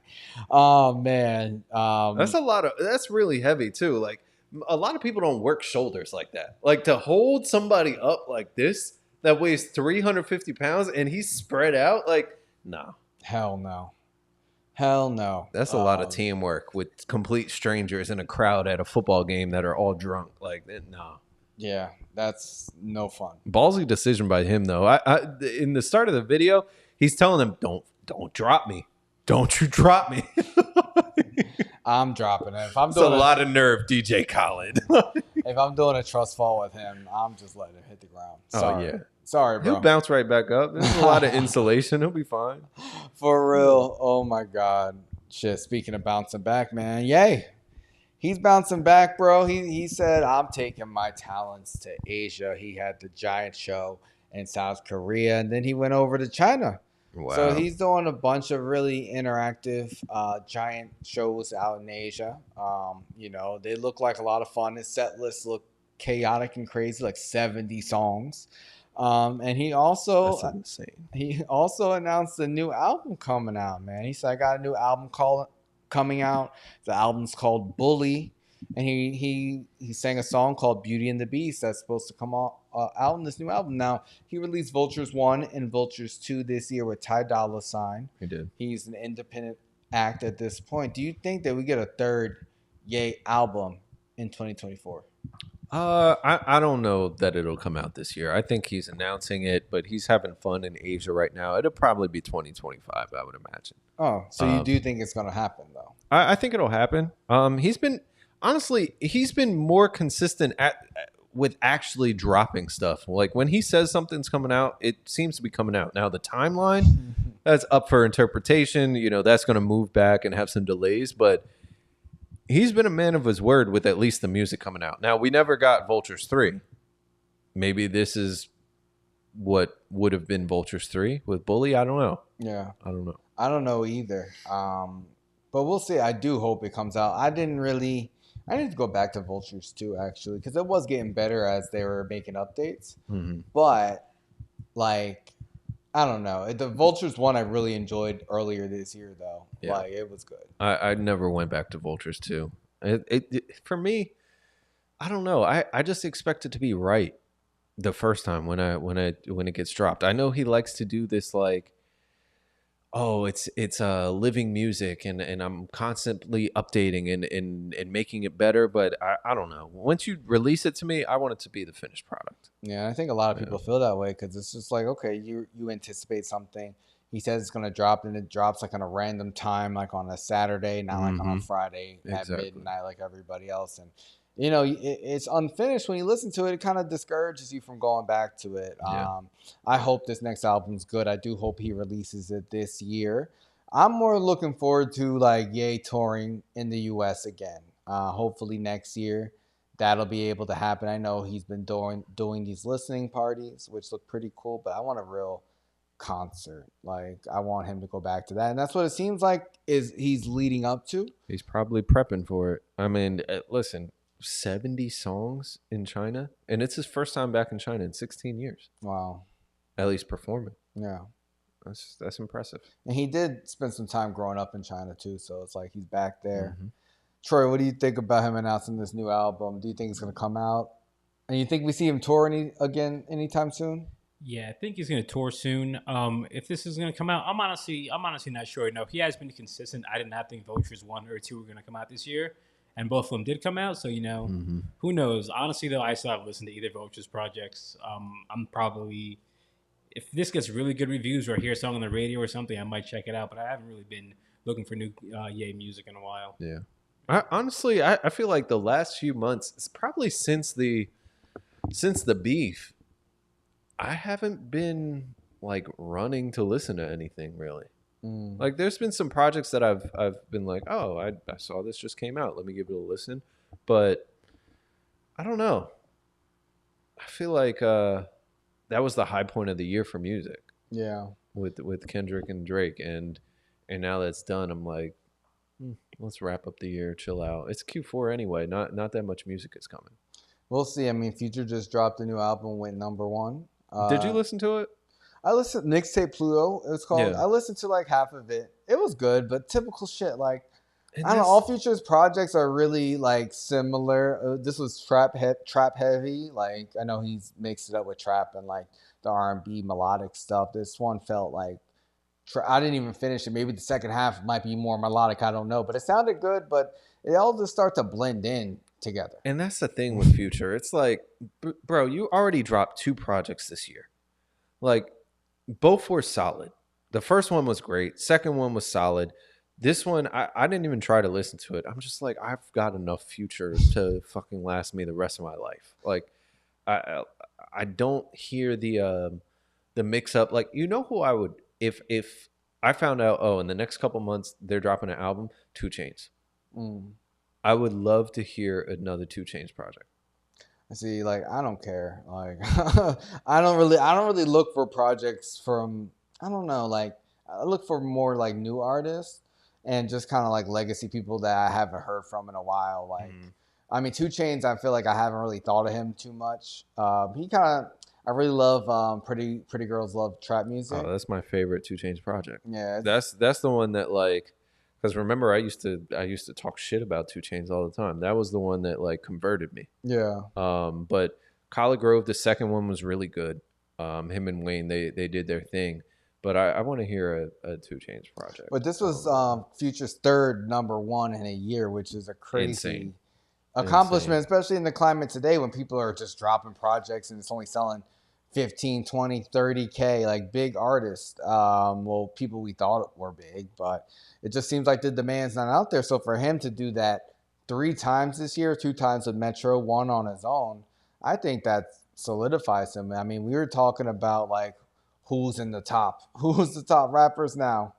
I think Future, he makes a strong case for it. I think definitely, I mean, Kendrick to me obviously had the best year because he wiped out the field. Kendrick is without an album. Patrick Mahomes of the rap game. Yeah, he wiped out the field without an album at all this year. You know, he got the big announcement for the Super Bowl next year, so we can only imagine him owning next year too. But I think Future, you know, like that, kicked off hip hop for the whole year, and Future's been consistent with releasing, you know, pretty much every quarter this year since then. So I saw Future in Metro and Barclays months ago, and they brought out Travis Scott, and it was lit. So I think Future, like for him to do it for this long, it's been what, like 12 years, like at least consistently going #1 still. He's one of the all-time greats. I feel like, you know, at least being consistent. I think it's cool. Yeah, he's up there. He's up there. I mean, listen, anytime he comes on in the club, people get excited. Of course. So what can you say? You heard J. Cole's song that he dropped? What he was featured on a song? I haven't heard it. Yeah, it sounds pretty good. But again, I have a hard time listening to Cole now. Well, you got to get over it at some point. I don't know when it's gonna happen. I just can't hear him talk that I'm the shit stuff. Like, is that what he's saying? Is that what J. Cole is saying on the recent song? Yeah, like, he said something about how like, oh, everybody knows I'm the king, blah, blah, blah. I'm like, oh, turn it off. You turned it off when he said that? Yes. Wow. I don't want to listen. I don't want to hear it. I know you had like a whole meltdown.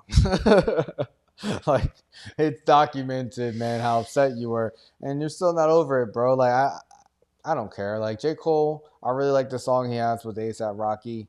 I know people have been saying his recent features have been good. I haven't heard the songs. That's the thing. His features have always been good. I'm tired of that bullshit. I mean, we'll see. When he does drop the Fall Off finally, I think we're all going to listen. So, you know, and hopefully it's really good.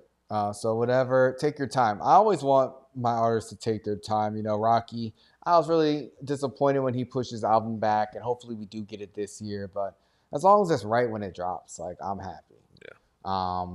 But yeah, we'll see what happens in music the rest of the year. I feel like it might be a quiet last quarter, but we'll see.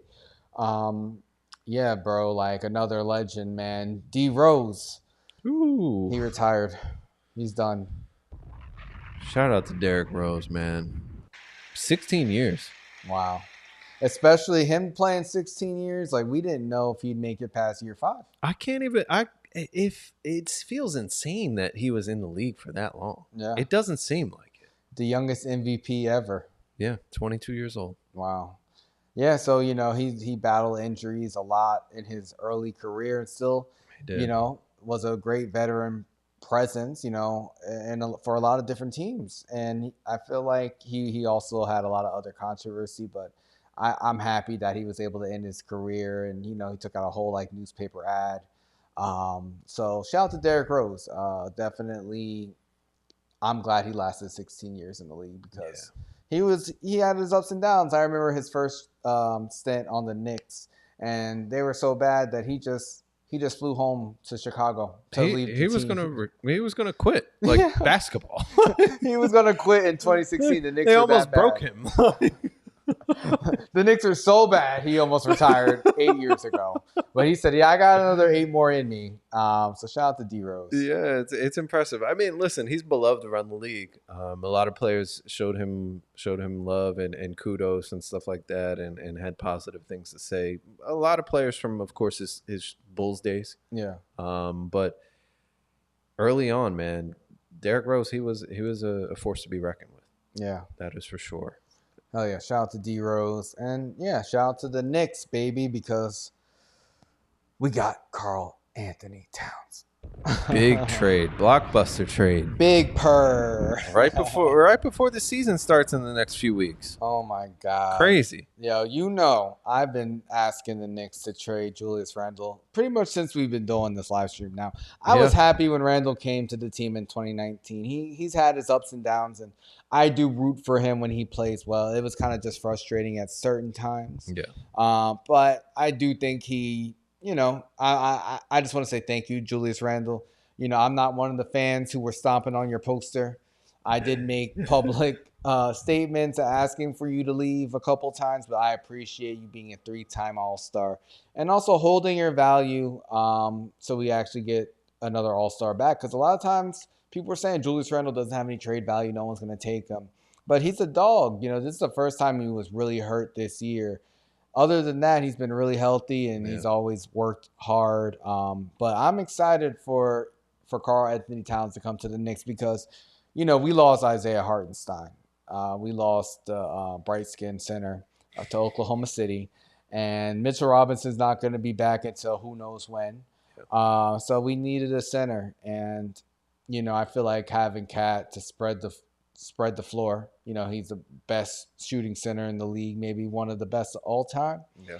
I think it's going to be great to see him playing. He's from Jersey kid, grew up a Knicks fan. See him pair with, Jalen Brunson, OG Anunoby, Josh Hart, Mikal Bridges. We got a new team in New York, and I want to see us match up with Boston. I'm really happy with this, man, because the trade rumors before this, they were like, oh, the Knicks need a center. They might trade Randle for Ayton from the Blazers, or they might get Zubac from fucking the Clippers. I'm like, damn, why would we trade Randle for someone who's not an all-star? So it's great that we actually have an all-star, and we'll see what happens. Yeah. I mean, listen, I think it definitely puts y'all in the conversation, and I think you already were kind of in that conversation for top 5 starting lineups in the league. Yeah. That is without a doubt. Cat is a step up from Randle. But I don't know. We'll have to see how it plays out. You've got 3 new-ish starters on the squad between Bridges and Cat, and then OG's only been with the team for not even a full season. Well, yeah, but OG, he was just hurt in the playoffs. That's the thing. I do wish we got to see the Knicks at full strength last year with Randle. I told you. I think you guys would have made it. I think you would have made it to the finals at least. I don't know. The Celtics were really, really good. They were. I'm not going to say they would beat Boston, but I think it would have been a good fight. For sure. But I want to also shout out Dante DiVincenzo. That hurt to lose him, man. We never even got to see the Nova Knicks all together. But, man, it is what it is. I think they're in a good place in Minnesota. I'm excited to see Randle take the ball away from Anthony Edwards and kind of ball hog and turn the ball over. It's going to be fun. I don't know about that. We'll see. I think both squads are going to be just fine. If they stay healthy, I will say, I wonder about the type of basketball that New York likes to play. I mean, the reason you guys did so well in the playoffs with all the injuries is because y'all grind. Like, it's a scrappy squad. They play like old school basketball, and that's how Thibodeau, runs his teams. It's going to be an adjustment for him. I mean, the Timberwolves were playing like that too, and they made it far into the playoffs as well. I mean, you can say Cat's more of a finesse player, but Nas Reed ain't no joke. And he played with some dogs, and they play with that tenacity too. Yeah, So I mean, we'll see. It's a long season, obviously. There's a lot of adjustments the team is going to have to take, but it's exciting. It is exciting. Listen, at least y'all made some moves. The Bucks didn't do jack shit, and then they over there in their preseason pictures just smiling away with all 35-year-olds on the squad. But yeah, sure. I smile too if I was making hundreds of millions of dollars, bro. It hurts, bro. They be asking questions about fucking Glorilla. That's what's going on in Milwaukee. I hate that. Dame got to stay away from her. She is. No, he needs to collab with her. She can help him write his rhymes. No, he doesn't need help from her for that. He definitely does, especially performance-wise. She's actually a good performer. Get the fuck out of here. She's a good performer. She's way better than him performing 100%. Have we ever seen Dame perform outside of like the All-Star Week or something? Did we see him perform in All-Star Week, and how was that? It was bad. All right. It wasn't great. But it was terrible. He's good performing on the basketball. I saw Glow at the Usher concert. She was not great. Oh, really? Yeah, I saw her on the award show. She looked good, like performing wise, for real. She brought a lot of energy. Dame looked like he was half asleep. He looked like he was scared to be on stage. But hey, I can't wait for this NBA season. But we're already in the NFL season, and I'm just here to say, like, I can't keep track of these night games, bro. Why do we need 2 Monday night games? Why? What the fuck? Like, I know, and one of them is always going to be shitty. It's like one's good, one is terrible. Like, what do we need both for? Like, they need to really do something. It's too spread thin. Like, I miss the days when I used to watch football where, like, most of the teams play on Sunday and the night games meant something, right? Now the night games mean nothing and everyone's traveling international, like, can't get no regulation in their sleep or performance. You don't know what day you're playing on. And I think it's affecting competition. I don't like all these night games. That's my hot take for today. I mean, listen, I don't have a problem with the night games. My problem is with, like, the sole ownership of streaming. So on Thursdays now, they have streaming on Prime, but that's the only place you can watch the game. And I don't really like that at all. I like to be able to go to my TV and watch it on YouTube TV on whatever channel it's on, rather than, if I don't have Amazon Prime, then I can't watch this game. Bro, Netflix paid $50 million to broadcast the Christmas games. Actually, I think it might have been more. No, it was definitely more. It might have been 150 million. 50 million sounds like a drop in the bucket. For one day, though, 1 day games. Like, that's crazy. So now Netflix is going to have NFL. It's just like Peacock has games, ESPN, Fox, CBS. I don't like it. And the Jets are playing in London, right, this week? Yep, London at 9:30 a.m. Oh, how you feel about the morning game this Sunday? I have my breakfast sandwich and mimosa and get ready for some pain and suffering. Early, 9:30 though. You gonna watch it out, or I'm going to my boy's house? Oh, nice. Watching it, yeah. Brunch time. Exactly. You can't even pregame for the game if you wanted to, because it's like you got to get up at the ass crack of dawn. Like, what am I doing? No, but there's weird games going on with all these companies. We've talked about it before. Everything's just going up in price. I just got a notification today that Disney is going up on their prices. Oh, wow, of course. And they were like, because I had some legacy bundle. When I first got this bundle, it was ESPN Plus, Hulu, and Disney Plus for $9.99. Now, the price had been jacked up all the way to $17.99. And the email they sent me today is that before the end of October, it's going to be $21.99. So I had to change my package now to some bullshit with it where I've got a whole bunch of ads so I can drop down at least a couple dollars from where I was at $17.99. But it's like, you screwed yourself, bro. Now you got to sit through ads. Dan, that says you hating on Glow. Yeah, she was right. I don't like Glow. Damn, that's fucked up. I don't really like Glorilla either. She has a couple songs that I don't know, girls like, but I'm not a fan of hers. I feel like that's what half the rappers, at least female rappers today, are like these ghetto like fab. Oh, let me get a couple lines that bitches can scream in the club, but there's no other content or value to what I'm saying in my rap songs. I mean, I don't know her and music. You know, your bestie fits right in that category. I love Ice Spice, and she makes fun music. I think there's space for everybody. Listen, they all make fun music. There's no value to that music. Nobody wants to listen to that shit anywhere. That's not true. People listen to that music all the time when you go out. Nobody wants to listen to no fucking jazz rap when you go to the club, bro. Listen, jazz rap is fire. Go to fucking Blue Note for that shit, bro. I don't know what you're I'm going about. this weekend. Hell yes. Yo, but, you know, I will say Lamar Jackson, man, he's not a fan of betting. He's tired of you motherfuckers, yo. Lamar Jackson, yo, I think he said this on Twitter, man. He's like, this is a team sport. I'm not out here satisfied when I threw for 300 yards and took an L. If I throw for 50 yards and we win, that's what the fuck matters. He says, y'all stop commenting on our socials about the yards y'all fan duels or parlays ain't hit. Damn. So he's fed up. No, I get it, though. I get it. Because at the end of the day, all these players, they can't actually gamble. Not on football. And if they do, well, clearly we've seen people get banned from basketball and football for doing that. So at the end of the day, they're trying to win. And I know Lamar, he's on a mission.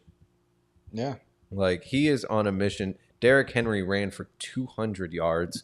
Like, he looks like he's turning back the wheels of time. Derrick Henry, people are going to have to talk about him being one of the greatest running backs of all time before this is over with. If he gets a ring, I'm serious.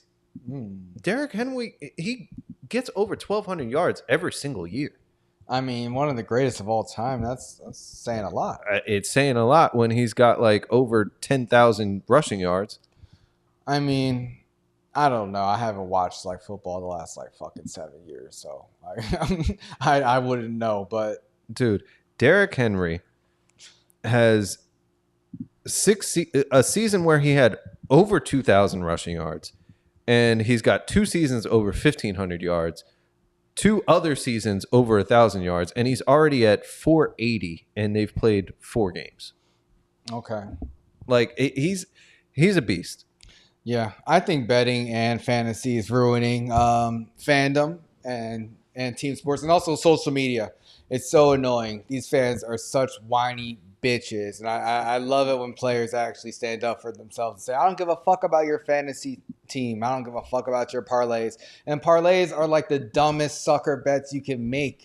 It's just been so normalized because of all these goddamn ads and all this media attention telling you to bet about 8 different things that aren't going to fucking happen. No, you can't bet that many. No more than a handful. If you bet more than a handful, you're just throwing the money away. Yo, it's all stupid until they want to sponsor us and give us a lot of money. Then it's like, sponsored by.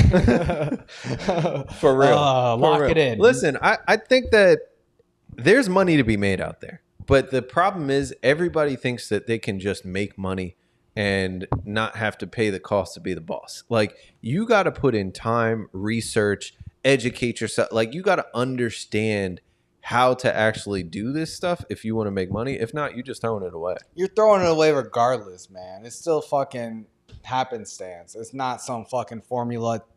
There's bullshit. There's a lot of people who sell that because they want you to give them money, to give them tips, so now you can give someone else money outside of, the casinos. If you're paying the cappers, then obviously you're already running it up on yourself. Bro, you're already running it up. The whole thing's a scam, but hey, keep getting scammed, guys. Just leave the athletes alone. They don't owe you shit. RIP to Pete Rose too, by the way. Gambling legend. Rest in peace to Pete Rose. He loved gambling. He did. He I mean, a little too much. Listen, now that he's died, should the lifetime ban be over? Like, should they put him in the Hall of Fame at this point? Because he's dead. Because the lifetime. He's dead. Like, it's done. No, I think that's morbid. Like, oh, he's dead, so now no, that's bullshit. That's fucked up. Do it when he's alive. Yeah, who Wait, cares but now? so because they didn't do it when he's alive, they shouldn't do it now that he's dead? Yeah, I think that's bullshit. I'd be so mad if someone gave me an award after I died. He lived to what? He was like 83 or something. But there's plenty of like posthumous awards that they give people. Fuck that. Troy, what do you think about it?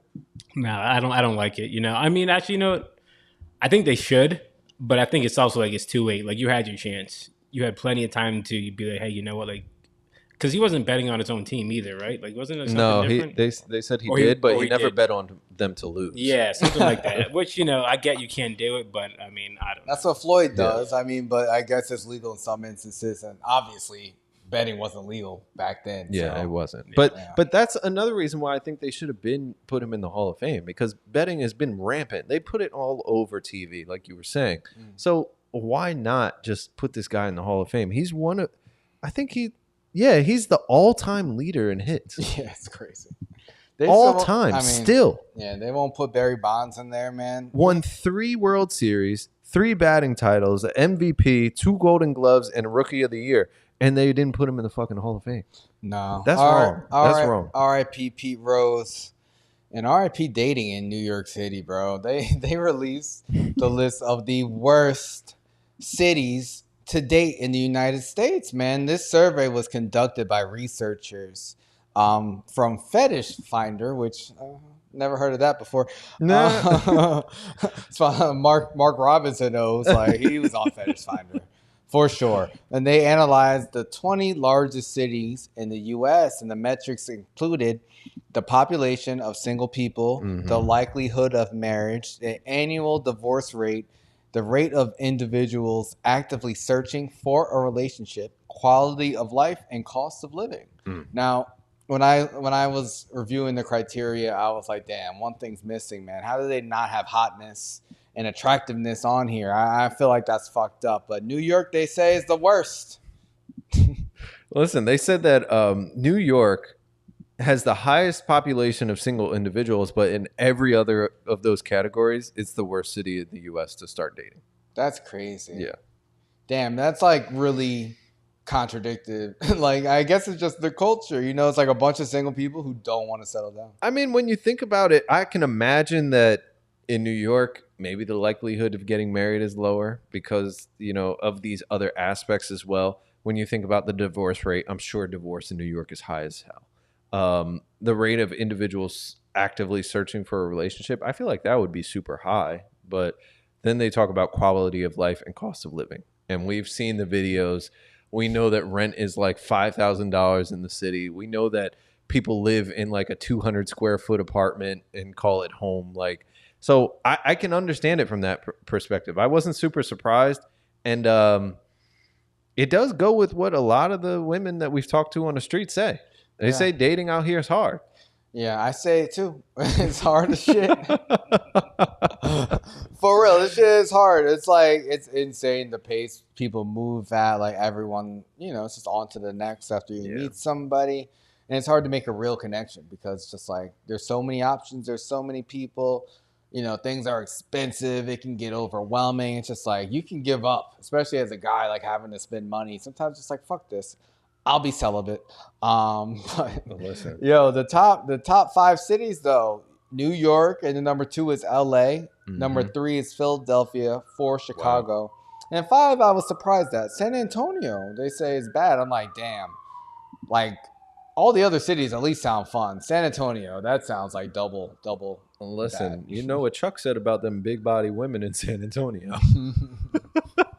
I can understand it not being easy to date there.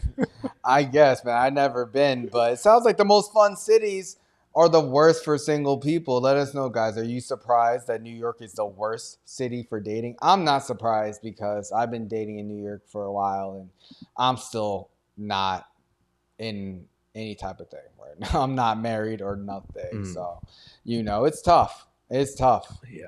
The streets are sad out there when it comes to dating. What can you do? I think that for the other cities that are farther down on this list, they got on this top 10, they've got 3 Texas cities. Oh, wow. San Antonio, Fort Worth, and Houston. Damn. You were just in Houston, too. I was. Yeah. I could see it being difficult to date there because shit is so spread out. Yeah. Like, it's not, I don't know. The nightlife, I don't know if we just didn't get a chance to experience it the way I would have liked to, but it's definitely, Texas cities outside of Austin are just not that lit at night. Gotcha. And so it's that way, like in most places. Like, you got to know the spots to go to, like, and it's just not, yeah. Yeah, I feel like it's that way pretty much everywhere outside of New York. Like, I mean, Philly's fun. Yeah. LA, those shit closes down early. Like Atlanta, things close all the time. When you say early, what do you mean? Like 2? Yes. Oh, yeah. And that's weird for a city as big as LA too. Yeah, the culture is like people go out like at 9 p.m., 10 p.m. Like they go out early. They don't go out late because it only stays open till like 2. I feel like West Coast is weird like that though. Like yeah. When I talk to people for work and stuff, everybody be getting up early in the morning. I'm like, y'all get up at like 5, 6 a.m. for fun. Like, and I wonder if it's because of the demographic of the people I'm talking to, or if it's just like what they do over there. Like they just start their day earlier because the whole rest of the country is up already. I don't know. Come on, we run everything on the East Coast. They gotta come on our time, man. They want to watch football. You get up in the morning. That's true. That's true. You get up and watch that breakfast game start football. At 10 a.m. for them. That's actually pretty lit. I wouldn't be mad at that. Like, but they don't even watch sports like that out there because they're just too busy like doing outdoorsy shit. Mm-hmm. Like it's a different culture. It's not like nightlife like here or like I feel like places you go out really late in the U.S. is like New York, Miami, and Vegas. And Miami and Vegas are like playgrounds. Like exactly. They're not even like, it's not real cities. Yeah, Miami is, but kind of like South Beach isn't, but the rest of Miami is. Yeah. But yeah, Vegas is totally artificial. But then you can say, oh, you can go to Old Vegas, which I've never been. Did you go? What the fuck is Old Vegas? It's like the I forgot what it's called. I think is it called Old Vegas or just like downtown Vegas or some shit? I don't know. I'm not familiar. Yeah, I'm not familiar. I forgot what it's called. Let us know, guys, if you know. It's not called Old Vegas. Damn, I really wonder what it's called. Old Vegas. Yeah, I forget what it's called. I remember seeing some of like the older casinos, and I'm like, who the fuck goes there? And then I saw old people like parking their cars and stuff and getting their walkers out. But other than that, it's like the old strip that they have downtown. But yeah, those are the worst places to date. Fremont Street. Fremont. I've never been over there, but Vegas is just. I feel like that's where like the hookers be walking outside or something. That's everywhere, bro. That's all over the world because we got to catch up with our girl Annie Knight, man, in Australia. My God. Speaking of Barry Bonds, this reminds me of Barry Bonds going for the home run record, man, because Annie Knight, she's going for the record, man, 600 bodies in a year. We talked about her doing 300 last year. We talked about her upping the ante this year. She said, I'm going for 600 bodies. She wants to have sex with 600 people in one calendar year, and she gave us an update on this, bro. Oh my God, yeah. She has said that she's just over 400 now. Oh my God. And she's trying to use dating apps and actually meet people organically in real life. But in an effort to really hit her goal, she started taking applications from her followers, and people can apply to sleep with her. She, of course, got a shit ton of applications like it was a well-paying job. And she was wondering, like, why didn't I do this sooner? So there were a couple stipulations for anybody that was applying. First, the person had to be okay with being filmed. But they did have the option of whether or not they wanted their face blurred. And then on top of that, of course, they had to be tested for STIs and send images of themselves ahead of time. So of course, she was really picky. Picky to pick who 600 people to have sex with. Listen, that's what she says. She says she's really picky, but sometimes she lowers the bar. But there's definitely a certain standard that potential partners have to meet in terms of the looks department. Okay. I guess, she says she has to be attracted to them, somehow. She says she's like, I don't always like having sex. I don't always feel like having sex, and I don't want to force myself if I'm not in the mood. She would have to sleep with 1.6 people every day to reach the goal of 600 at this point. You know, she's like, you can't cut people in half. She says, some days I might sleep with 5 people, and the next few days I might not sleep with anyone. I do get tired. It is exhausting, and I need to take a break. But she revealed that the highest amount of people she slept with in one day, 10 times that, 16. Jesus.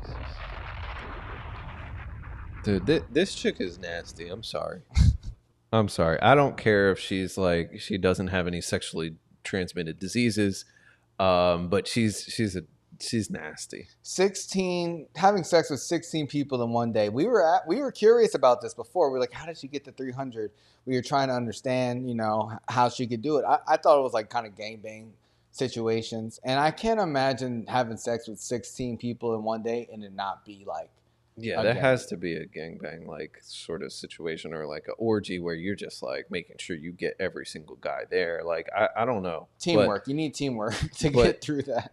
This is just Gatorade. Like, how do you even keep track? Like, how do you keep count? How do you know who you've been with and who you haven't? Like, there's so many different variables to this. She has videos, bro. Like, it's all documented. She is a serial fucker.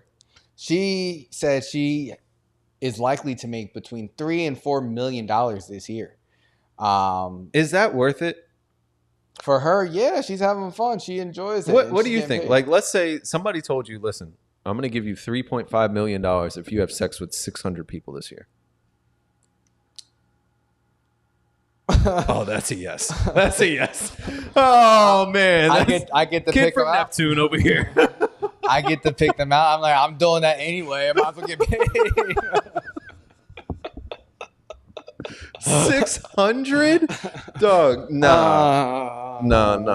Silly. That's crazy. I'm just kidding. It's more like 300. Come on, let's be real. No, that's crazy. I could not do that. That's why I'm so impressed with her stamina. That's why I'm just like, it reminds me of Barry Bonds. She must be taking some performance enhancing drugs to get through these bodies. But she said, you know, her family is very supportive of her career. It's important to her. But she says, you know, it hasn't always been smooth sailing.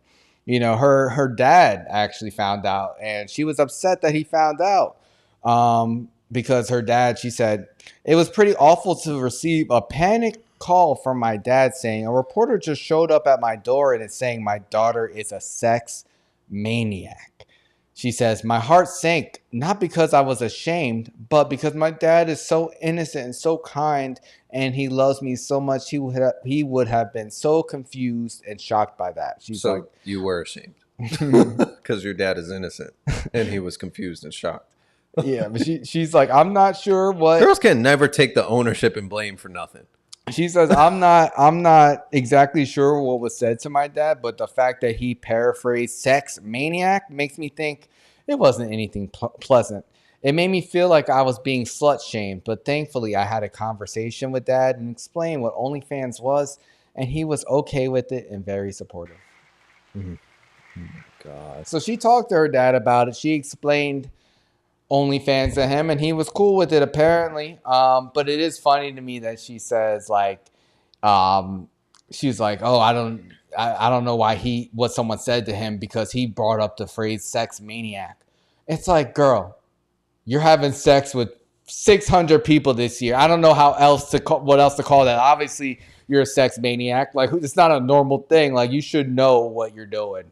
But I guess it is different when your dad calls you worried about that. But I think she explained that she's going to be making $3-4 million, and I think that's why he was cool with it. I don't know. It's nasty. She says that the world is her oyster. And I would retort and say, no, your oyster is the world's. There is no way. There is absolutely no way. This is nasty work. She says she's not a sex toy, but that's exactly what people are using. People are submitting an application to come and have sex with you. Bro, she's going to make millions of dollars. So clearly she's also going to pay like $1 million in taxes. But I mean, listen. What does it have to do with anything? She's making millions of dollars. You can say that about anybody. I don't like it. I don't like it. I feel like there's where's the line? Like where do you you can paint this as, oh, I respect my body and I'm doing this to make money and because this is what I want to do.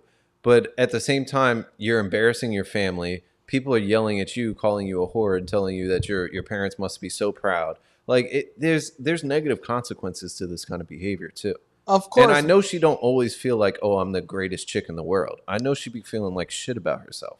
Yeah, but I mean, I'm sure a lot of sex workers feel that way. You know, it's not an easy job, but someone's got to do it. It's the oldest profession ever. Like, like, what do you mean? Of course, there's drawbacks to being a sex worker. She's promoting herself, which is what I have a problem with her. Like, you're doing articles and you're surprised that your dad is like shocked by this. Like, why do we know about this and he doesn't? Like, that's what's shocking to me. But, you know, she's making a lot of money from it, so I'm not surprised by it. I mean, we talk about people making millions of dollars on OnlyFans every week. So, hey, you know, at least she's being creative and trying to hit milestones. And I don't know. I've never heard of anyone doing this and going for it. So I find it interesting. Annie, let us know when you hit 600. You know, we want to know. We want to know, like Barry Bonds, when he hit, what was it, number 72? Like, I want to know. And honestly, if I was one of the guys that was going to be a part of this, I'd be like, I'll do it if you let me be number 600. Like, just let me be. It's either like be number one or be the last one. But as long as it's not like right after somebody else. I feel like that could be valuable. She could probably sell like the numbers. Like it's almost like oh, we're giving her ideas now. This is free IP right here. But no, she could probably sell like a round number like 550, 500, 600. Like she's gonna break some sort of world records, I would assume. Bro, she should give out jerseys with the numbers on them. Like, I mean, you're part of the team. If she's keeping a catalog and recording all these, that's a lot of content. She could, you know, from a business standpoint, she could be really setting herself up for life. Yeah. Because in all reality, she could treat herself like a rag doll and a sex toy like this for a couple years. She's got content that lasts her the next 20. Wow. See, she's thinking ahead. I mean, I'm thinking ahead for her. Like, trying to get her out of this life, trying to save her. Don't save her. So you don't want to be saved. Oh, man. Shout out to Any Night. Good luck on reaching 600. Oh, man. I'm not going to judge you because it's not like I'm trying to like. No, I'm judging you. You're nasty. I'm not trying to need help. I'm not trying to like, you know, be in a relationship with her. Like, you know, she's being honest about her lifestyle and she's broadcasting herself. I'm sure the marketing of her having sex with so many people is working. I'm sure a lot of sex workers and porn stars have sex with maybe hundreds of people if they're as active as her. But she's making a real effort, and that takes stamina. Remember when people were going online and like giving dick ratings for guys and stuff? No. You don't remember that? When? That was on Twitter. People would post and say like, "Oh, did we talk about this? Or is it before?" I can't remember if we talked about it or not. It might have been before. I remember the Facebook groups of being like, we dating the same guy? No. This was like this was years ago. Okay. But it was like girls would start a thread and talk about like how a guy was in bed and stuff like that. But they should. I want a review for her. I want somebody to start reviewing her. I mean, I feel like that would be more entertaining even than just reading this article. Is it kind of like, is it kind of like kind of like when you look up a restaurant on Yelp or Google? Exactly. It's like the more reviews, the better. Like you trust, like, okay. Exactly right. I mean, listen, she's 4.8. She should have like 1,000 reviews by now, I'm sure. And imagine if she's got like a 2.5 rating. Yeah, I don't think she'll get a lot more business that way, but hey, maybe the people are getting paid. That's what I want to know. If I know she's making $3-4 million a year and I'm participating, like I need a daily fee too. Like I need something. I feel like these guys are paying her. I don't think they're paying her, but who knows? Who knows? Let us know, guys. Do you think she's gonna reach that magic number of 600? Are you impressed with this, or are you judgmental? Do you think that she should be ashamed of herself? I think, you know, maybe the shame is her kink. I don't know. I want to know how many people y'all would have sex with for $3.5 million a year. Like, is 600 a reasonable number? Will Annie Knight break Diddy's record? How many bottles of baby oil does she use? I mean, is she not having freak offs? 16 people in one day? Damn. For real, they need to arrest her too. That's just a Tuesday night at Diddy's house. That's crazy. Damn. Shout out to her though. But yeah, man, I think that's it. Like, we covered a lot today. I know there was a couple of things, like the one guy who wanted a refund after his coffee date went bad, or the one ex who requested a refund after vacation. We'll get to that another time because we got to dissect that behavior a little bit.